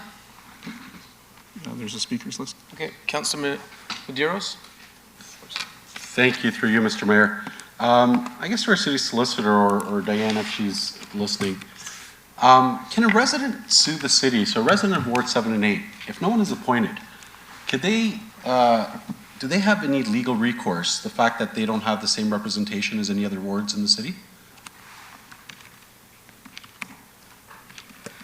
Through the chair, I do not believe that there is any right for any resident to complain. I mean, residents generally do have a right to challenge bylaws, for example, but based on the process identified in the Municipal Act, I think there would be a very an uphill battle for a resident to suggest that their rights have been Through you, Mr. Mayor, on the same token that you're suggesting that a decision made here could be challenged, and that may be your interpretation, when there's ambiguity and Municipal Act states very clearly, and I can tell you, someone who had to go through legal, and I remember, and respectfully city solicitor and respectfully city clerk, when we asked, for example, in camera to clear staff, and I was told clearly under the Municipal Act, it's the CEO who decides. But then legal opinions I got, municipal experts, said that we had the right as council to do what we want in terms of clearing the room. So, and I say this respectfully. So when there's ambiguity, okay, and there's interpretation, what is the default decision making? Is it not council? Does not council reign supreme regardless of if it has a motion that gets passed? Where there's ambiguity, yes, you provide your legal context, and I appreciate it. But if a resident of Ward 7 and 8 does not see they have equal representation, meaning they don't get the same access to advocate, the same voice, they don't have the same, and that can imply, I'll give you an example. A business, if they don't have the same infrastructure investments in 7 and 8 than in other wards, that may impact businesses. So a business can sue the city. If a resident doesn't have the same access to amenities on decision-making, they could sue the city. You're saying it's difficult, as it might be difficult for someone who challenges council's supreme decision-making, and council is direction and council's decision. Where there's ambiguity, it's council who makes that determination. Board of directors, like it or not. Up to October 24th, or even up to December, I think this mandate, when we finish. So I guess, again, giving the example of when we heard advice, because some of my colleagues, they do have revisionist history, and they like to choose and pick where the solicitor is correct, legal advice is correct. I understand you provide us with some considerations. Do they necessarily mean that it's the law? No. And I say this respectfully. But where there's ambiguity, and be it not ambiguity, even if this council decided to go against the Municipal Act, it's our prerogative. So if we go against the Municipal Act, let's just say we go against the Municipal Act. Who's telling us that we can't? Is it you, City Solicitor? Through you, Mr. Mayor? Can you tell us and stop us from moving a motion that goes against the Municipal Act? Through the chair, if I understood the question correctly, you're asking whether I have the ability to prevent council yes. from passing any motions. That is not my role. That's not the authority that I have. Thank you. You provide advice. I understand that. And I provide interpretation of the legislation. That's right. And I agree that council does reign supreme, subject to the Municipal Act, which defines the powers of council. Yeah, and we learned, for example, that there's proper places where there's concern on a decision, and we know that the Premier, for example, of Ontario, when they made a decision to reduce Toronto's council, we know that they lost that decision. However, that was a decision that they made as a government. Well, we are the government. We are here as a board of directors. So, this idea that some of my colleagues point to staff as to give them the authority. Oh, look what staff said. That means we can't do it. No, we can do what we want, good or bad. That's why people elected us. People entrusted us to make our decisions. People entrusted everyone as a board of directors. You provide advice, and I appreciate it. We're the ones who set policy. We're the ones who move the motion. So when it comes to this situation, what you've suggested is that possibly someone could, and let someone do that. Someone has, this is a country, they have means. Let them come to court. Let them challenge our decision. They have every right. As the residents have every right to challenge this municipality if we do not have representation for them. And that is a huge concern. That is not right. That impacts businesses. So they can, that impacts their bottom line. They're not going to get the same investments, same representation that other the municipality gets. But going back to the heart of this, and this is where I have trouble with, the way that you guys get sucked into these conversations. Because we look towards you as almost to be our arbitrators and say, who's right, City Solicitor? Oh my God, at the end of the day, you provide advice. But at the end of the day, we provide the decision. And I think this motion is very clear on the decision we're seeking. I think it's very clear that this council reigns supreme. And let whatever happens, happens, and folks want to, discuss this. We're not happy with a lot of things that happen, but clearly, in my judgment, this is a motion I'm happy to support. I'm happy to support what this does. This does give Ward 7 and 8 someone who's a seasoned, experienced councillor, someone who can come in here and provide that representation it so needs. So I'm happy to support it, but again, this idea, and I apologize to you, City Solicitor, I don't want to make you as the pawn of this game, and it's unfair to you, and we appreciate your legal advice. But again, the Municipal Act is very clear when there's ambiguity, it's the Board of Directors, and us as a Board of Directors, and my just being a humble one vote, I will support this motion. Thank you. Anyone on the board? So Councillor Fertini, Dillon, Paleschi, Williams. Councillor Fertini, Dillon, Paleschi, Williams. Thank you, well said. You know, I read it so many times, and, you know, there's nothing saying that we can't appoint in case.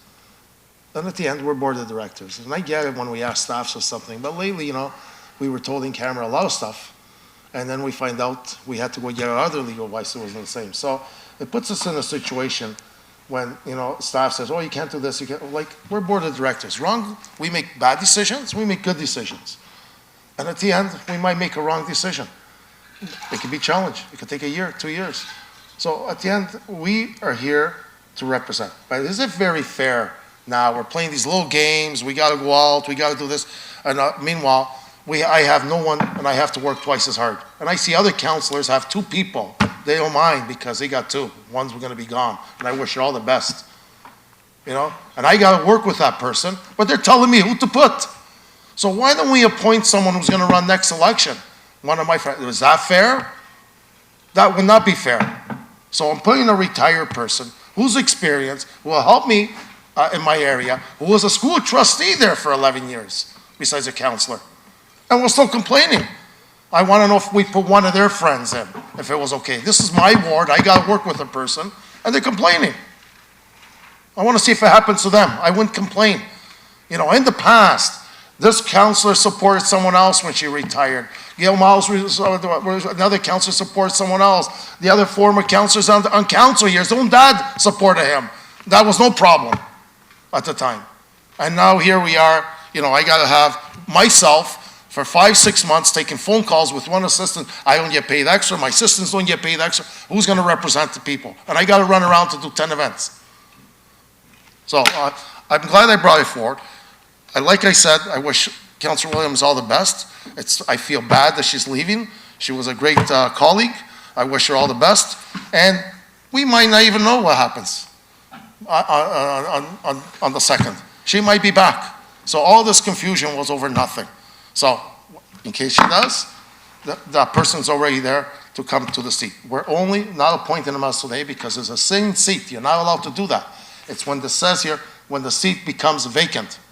It's not vacant now. So the motion is, once it becomes vacant, that's when she takes over. Thank you. Councillor Dillon. Councillor Pleshy.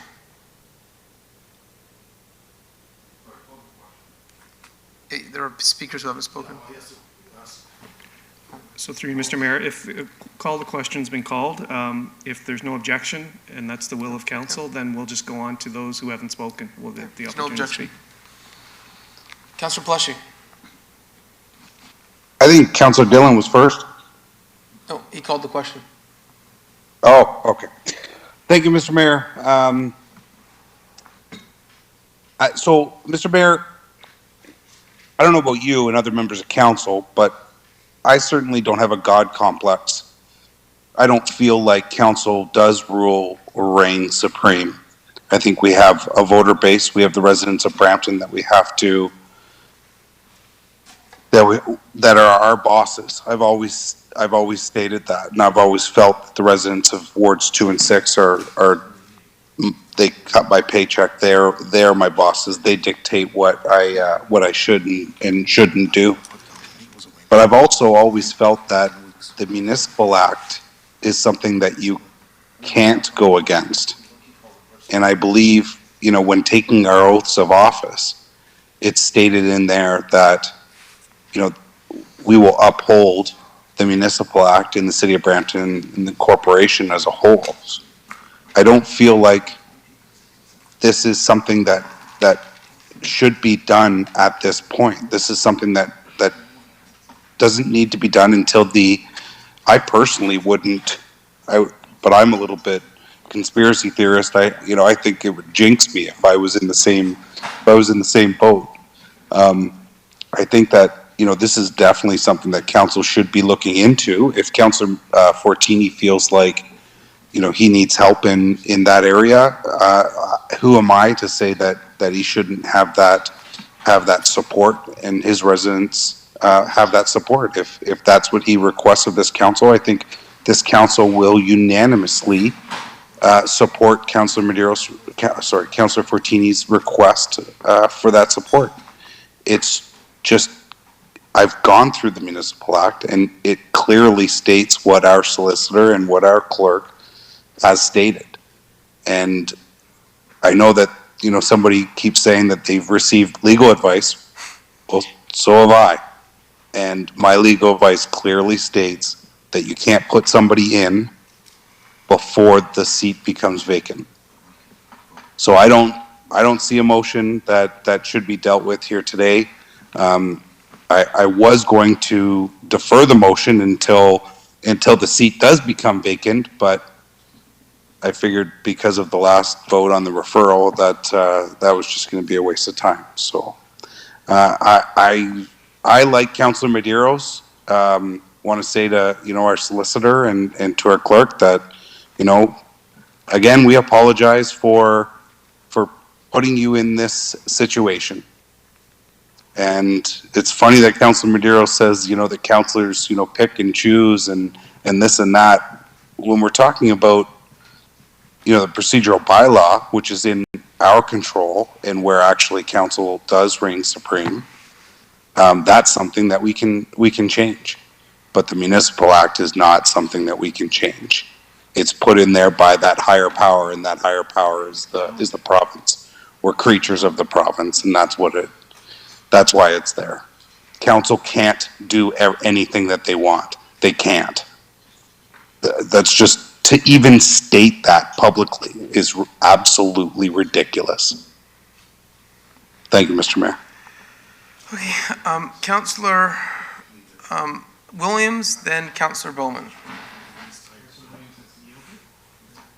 Councillor Williams, you indicated that you don't wish to speak. Is that correct? But I think I will now. Thank you, through you, Mayor. I was just going to ask, has this been done anywhere else? Has a precedent been set before?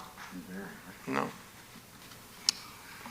Through you, Mr. Mayor, I can tell you that I've conferred with a number of clerks across the province, and I'm not aware of an example where a council has, before a seat has been declared vacant, taken an action similar to this.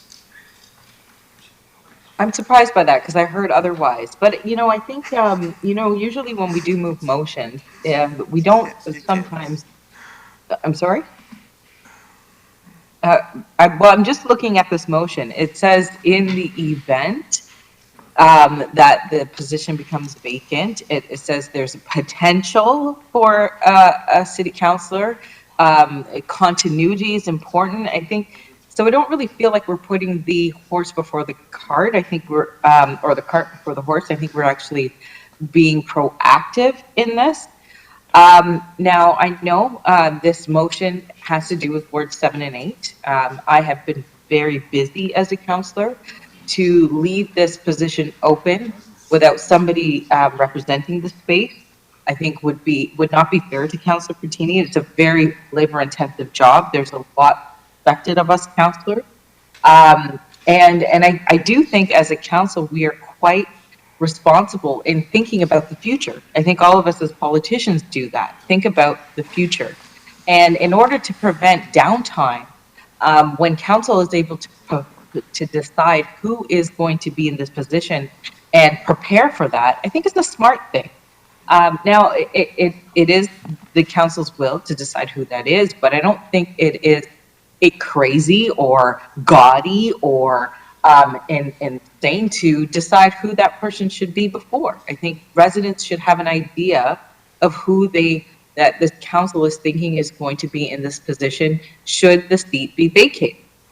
We already know that should a seat be vacated prior to the time frame where an appointment is made, you will have you know, another whatchamacallit, you know, when people do the another election. So people actually do know what is expected of this council if a seat is vacated. But right now, it's an appointment. So I think if council is coming up with some ideas on who it's going to be, I think that's a very responsible thing. And you know, we should be really looking at that. And I just think that we need to really just, you know, cool the temperature and be responsible for our residents, because the residents of Ward 7 and 8, there are many, and there are issues that are still going to be happening after the 7th. And whether it's me or somebody else, somebody has to take care of them. So I have no further questions. Thank you. Councillor Bowman. Thank you very much. I would just like to make a slight amendment, and that would be, therefore be it resolved in the event that Ward 7 and 8 City Councillor position becomes vacant, that former City Councillor and Regional Councillor Elaine Moore, with her consent, be appointed to fill the position. With her consent provided to the clerk.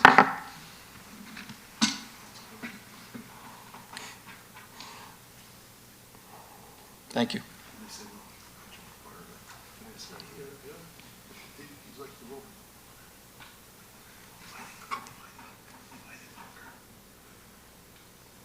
Through you, Mr. Mayor, I do not see any other speakers on the So board. I will speak then, and just to say, the city council can't do anything that's inconsistent with the Sorry, municipal. Mr. Chair, I did put my name up. I apologize. I was about to speak. So has Councillor Santos spoken before? The question was called? On this question, I do not I didn't think, speak. no. No. No. Okay, Councillor Santos, I will yield the floor so you can speak first. Thank you.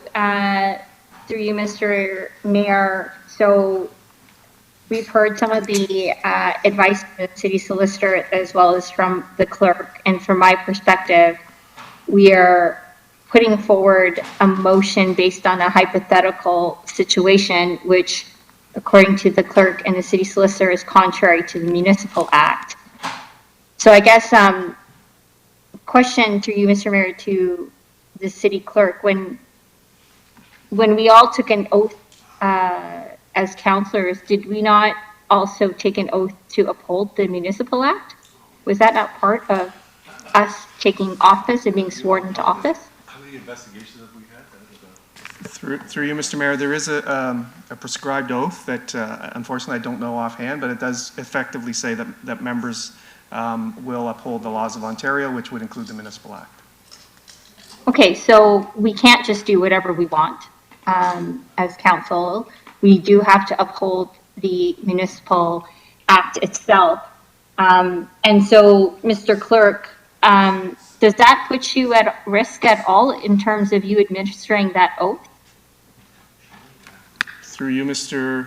Mayor, no, it doesn't put myself. Doesn't put you at risk? Okay, but as appointed councillors, we took that oath, and if the clerk and the city solicitor has said that this is not upholding the Municipal Act or not in accordance with the Municipal Act, that certainly puts us at risk. With respect to some of the work done while a seat is vacant or while there isn't a full complement of council, when a councillor was suspended for 90 days without pay, did the work continue? How did we manage that?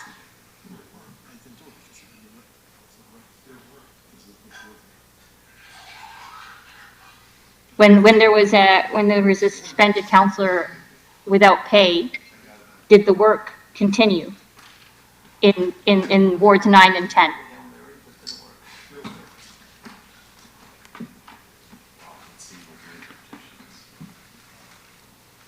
Anyone? Or did the work stop because there wasn't a full complement of councillors? Through you, Mr. Chair, the work continues. Okay, thank you very much. And who was that responded? Through you, Mr. Chair, is Paul Morrison. Thank you, Mr. CAO. So the work continued even though there was a councillor who was suspended without pay for 90 days, despite having a full complement in that particular ward, Ward 9 and 10. Point of order. Point of order. I believe, just want to make sure the facts are clear. This is Councillor Williams. The suspension was suspension of pay. Okay, a second.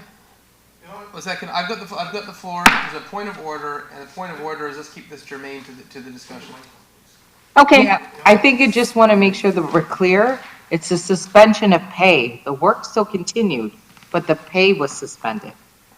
But I Thank called the point of order. Who called it?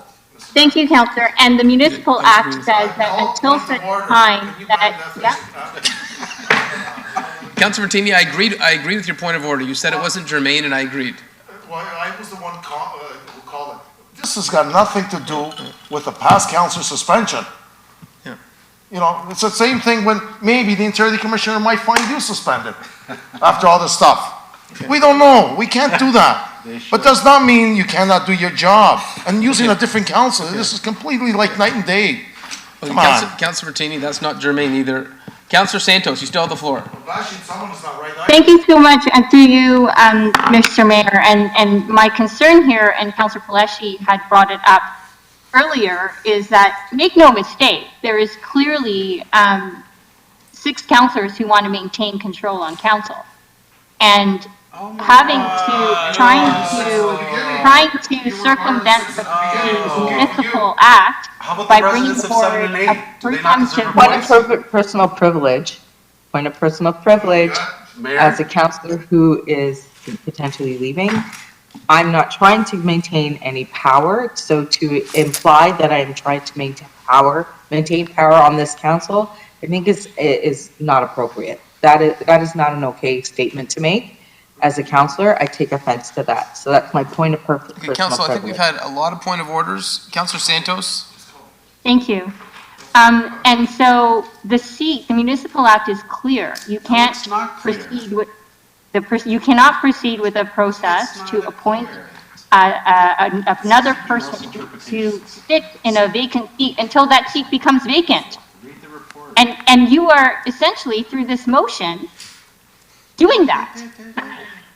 Whether you like it or not, it says here, if the seat becomes vacant, this is the person that we're appointing even before the seat becomes vacant.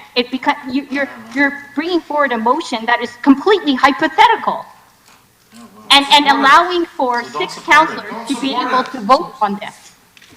You know exactly what you're doing. How come I was elected to see the region in case? You know exactly. I can hear whispering, so I have no idea if I have the floor right now. Point of order, Councillor Dillon.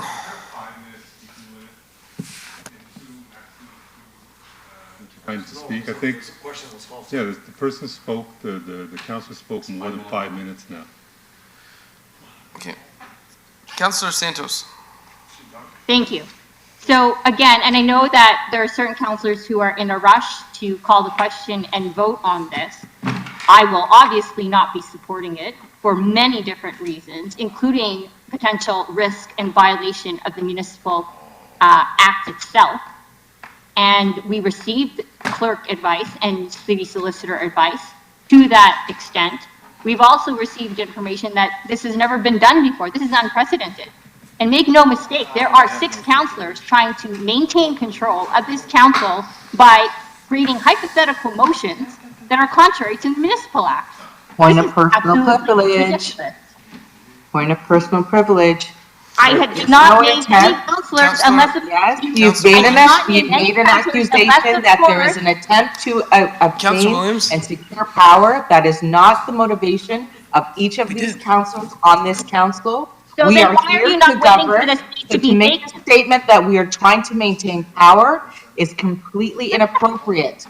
Thank you. Then why are you not following the process of the municipal? We are following the process. We have gotten recommendation, and as you... This is debate, that's not a point of order. Our legal... Councillor Williams, this is not a debate. I said point of personal privilege, I know, Mayor. you made your point of personal privilege. And I did not being accused of trying to maintain power on this council. That is not our job. That is not our role. It's a democratic process. We are here to represent the residents. And if everybody has different views, and if 6 people have the same view, that is still the democratic process here. So the democratic process also includes following the Municipal Act. We are following the Municipal Act. Thank you very much. We are following the Municipal Act. Councillor Williams, Councillor Santos, you're having a debate. That's not how a point of personal privilege works. Councillor Williams, have you completed your point of personal privilege? Yes, I have. Thank you. Okay, Councillor Santos. Thank you very much. We also have correspondence from residents who said that they would be interested in this role. We have other folks who have not been approached There are other councillors who have retired who may be also interested in taking on this particular position if it becomes vacant. But we can't even have that discussion because this motion just came to council tonight in a special council meeting that was called within 24 hours notice, whereby none of the other councillors at the table have seen this motion or even saw it coming. And so not only are we risking violating the Municipal Act itself, but you are bringing forward a hypothetical motion on the fly that doesn't even involve a process and doesn't even involve a process whereby the seat is even vacant. It's absolutely ridiculous. And so I won't be supporting this motion, and it is becoming very, very clear.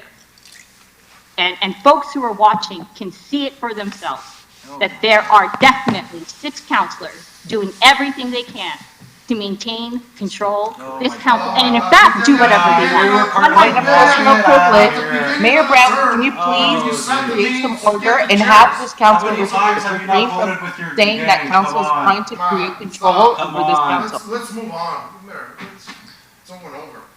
Okay. Councillor Santos, do you have any remaining questions? No, that's it. Thank you very much, Thank you. Mr. Mayor. Okay, now, am I the last speaker? Through you, Mr. Mayor, no. Councillor Vicente has put his name on the board. He has not spoken yet. Councillor Vicente. 10:03, Peter. Thank you very much, Mayor.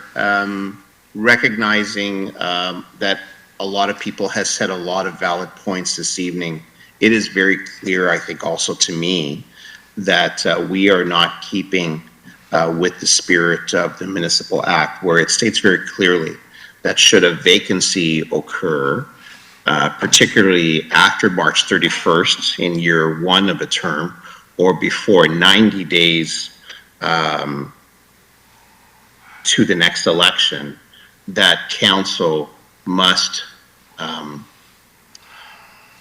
declare the seat vacant. This motion would be appropriate if it is deferred to after the eventuality that it foresees. And so I would move for this to be deferred to when, in fact, if this situation manifests itself. We do not know the outcome of the election, but once the outcome of the election is known and Councillor Williams's situation is understood, this motion is appropriate.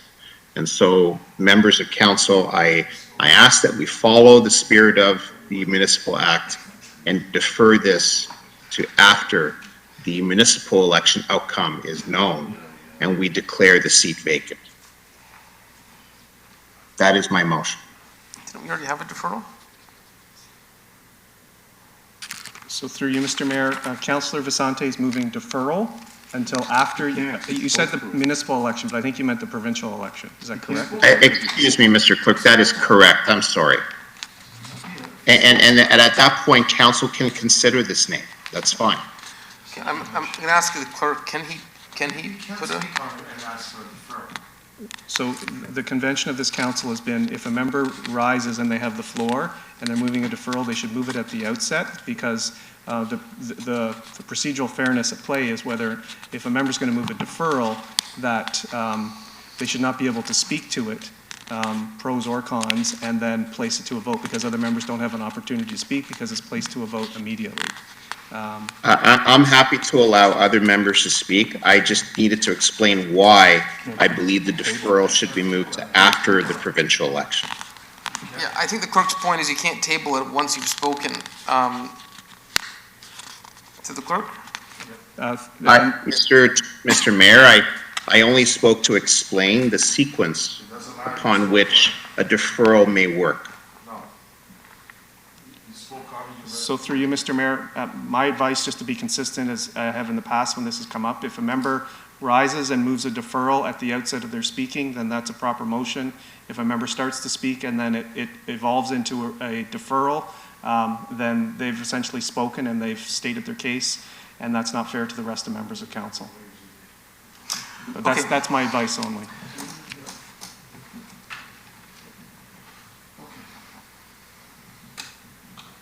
So Councillor Vicente? Mr. Mayor, I was speaking to the deferral in terms of its timing and how we can comply with the municipal. The advice of the By clerk deferring- the advice of the clerk is we can't do it that way. I believe I spoke immediately to the need for the deferral, and that a deferral would allow us to do this properly. So Councillor Fertini, I'm going to, as I do, take the advice of the clerk, and the clerk's advice is that it wouldn't be a proper motion after speaking to it.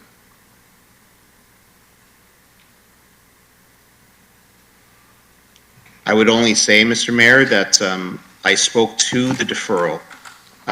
Sorry, I brought up deferral as early as I could, you know, to just say, I think we should defer this without an explanation. Am I not allowed to explain why I think a deferral is the wise move, is the proper way for us to deal with this here? To the clerk, is there another way? Can you refer it? Through you, Mr. Mayor, no, a referral motion was placed and lost, so a referral motion can't be placed again. Okay, so Councillor Fertini, I'm going to take the clerk's advice on this.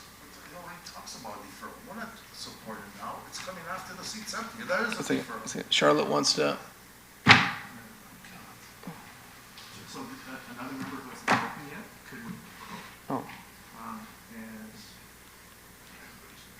I think everybody has spoken. Only Doug hasn't spoken. I've been writing. So Councillor Fertini? Yes, Mr. Mayor? So you can't move a deferral at this time. Is there anything additional you want to say?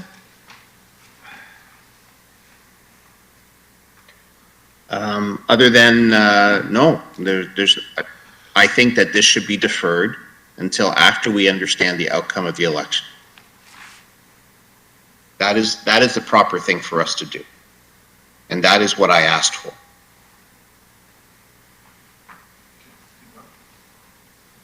Councillor Fertini, are you done? Yes, Mayor. Okay. Now am I the last speaker? Okay.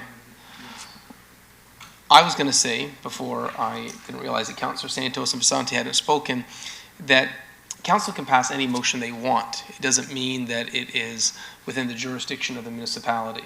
And you could pass a motion replacing Councillor Willens as a councillor with the mascot of the Brampton Beast, but it doesn't mean that it would actually be within the jurisdiction of the municipality to do so. That's not within the jurisdiction of the Municipal Act to pass a motion that replaces the role of the outline provisions in the Municipal Act. And so you can't replace a council. The Municipal Act is very clear that there has to be a vacancy before council has the power and the authority to fill that vacancy. The Municipal Act is abundantly clear on this. And so you can pass, you can pass, and I'll go back to the clerk. To the clerk, does it specifically say there has to be a vacancy before council has the ability to appoint? Through you, Mr. Mayor, yes, that's my reading of the act. There needs to be either a resignation, which leads to a vacancy, or a vacancy or ineligibility of a member that then leads to the declaration of vacancy for council to therein act. And to the clerk, it does say that explicitly. Does it actually say there has to be a vacancy? It says an office is not held if its ineligible provisions are met, and it sets out those provisions. Well, so that is abundantly clear, and this is an example of council couldn't. You can pass this motion, but it has no effect. So, for example, I could pass a motion changing Paul Morrison's name. It doesn't mean his name is changed. Paul may want to keep his name. It's a nice name, but we don't have the power to do things that are beyond our jurisdiction. And so the reality is pass whatever motion you want, have fun with it. It doesn't mean that it is within the laws of the authority of a municipality. You know what? I want to have lower taxes provincially and federally. I could pass a motion here to lower the provincial tax rate. Doesn't mean it actually is reality. We don't have that power, just like we don't have this power. Again, this insinuation, again, the Municipal Act is not clear. So again, you're providing your interpretation of it. That's not what the Municipal Act is clear. We have other legal advice. There's no clarity, So- there's no unanimity. Okay. So to sit here Okay. and say that, to compare it, that's not true. Okay, If you don't, take- if that's, it okay. doesn't pass, don't worry Okay, about it. okay, Let's just vote on it, we'll So, worry about it tomorrow. so the clerk has said that it's clear. Those are the words of the clerk. I'll The city repeat. clerk has- I'll repeat to the clerk. Is it clear in the municipal act So that there has to be procedure, a I'd like vacancy? to ask for a ruling by the mayor. So I'd like to ask for a ruling. And what is the ruling of the mayor on this? Ruling of the mayor? There's no ruling of the mayor. So I would like a ruling, so you're providing a ruling that that this is not a proper motion. No, I'm not. I'm not providing a ruling. Well, then just vote on it. Then vote on it. No, Just vote on it. what I'm saying is that it has no effect. You can pass whatever motion you want. I'm making a ruling. It does have effect. It has no effect. It does have, And so- who makes that I'll give determination? Doesn't have the effect. example I'm giving is the municipality can pass a motion to change Paul's name. It doesn't mean it's legally changed. Point of order, the municipality can change Mr. Morrison's title. We can remove his name from any documents on the city. We can provide direction on his employment status with us. So we do have that. So to determine if we pass a motion What is your point of today- order? If we pass a motion today, because you're giving wrong legal advice, and I'm asking the city solicitor, if we pass a motion But you've already today, spoken. do you ignore the direction of council? Can you ignore the direction of council at this Sorry, motion? sorry. So Let the to the mayor- clerk, no, to the clerk. Members of council, please. motion is mine. Members of council, please. A point of order has been raised. A point of order is not used as a forum to ask questions of staff. A point of order is to state a point of order that'll be ruled on by the chair, and the chair will be upheld or So the mayor's comments not. are misleading and they're not factually correct. Okay, so you made a point of order. I will wrap up my comments, and then we'll have the vote we've all been waiting for. My comments are that you can pass any motion you want outside the jurisdiction of the municipality. It doesn't mean you have the capacity to do it. So I've enjoyed the theater tonight. I admire the creativity of this last-ditch effort, but I can't support a motion that's beyond our authority. So we now have, everyone has spoken, the question has been called, over to the clerk to administer the recorded vote. So point of clarification, city clerk?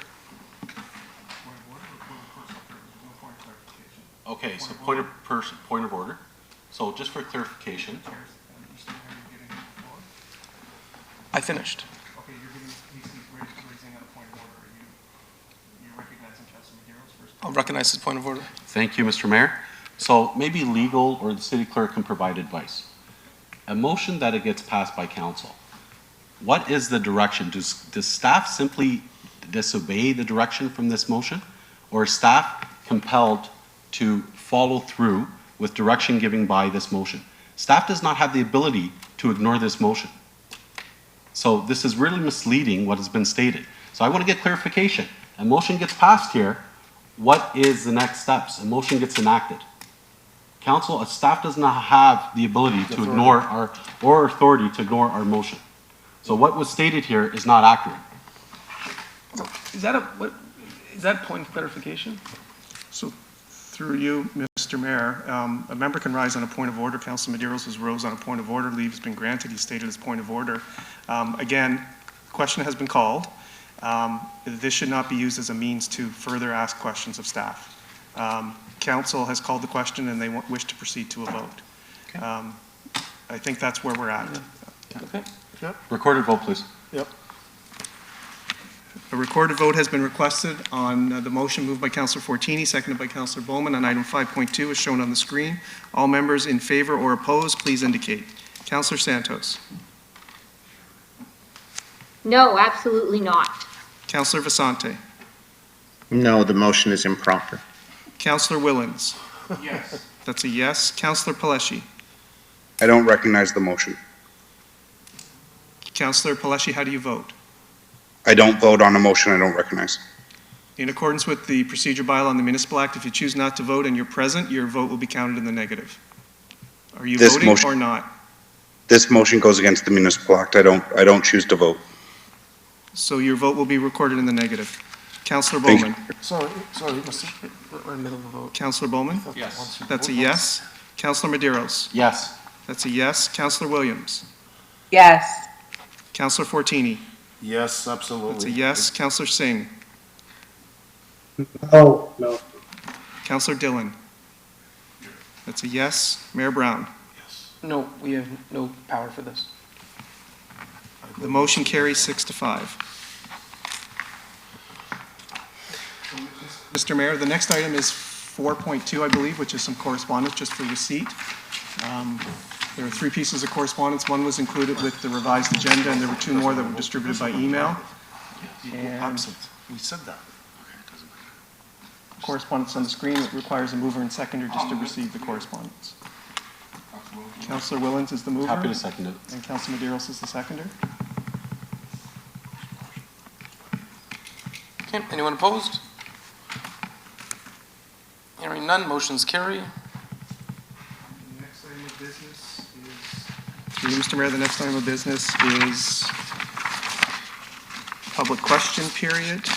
And I'm just going to verify if there are any questions from the public. There's nobody from the public who has a question, it appears, in the chamber.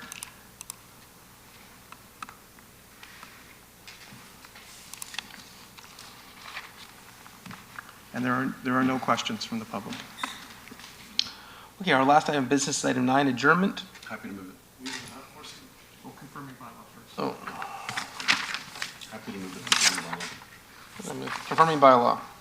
Moved by Councillor Medeiros, seconded by Councillor Willens, that the following bylaw before council, special council meeting May 31st, 2022, be given the required number of readings, taken as read, and signed by the mayor and city clerk, and corporate seal affixed thereto. Anyone opposed? Hearing none, motion carries. Adjournment. Moved by Councillor Dillon, seconded by Councillor Bowman. We are now adjourned until council on June 1st. Anyone opposed to adjournment?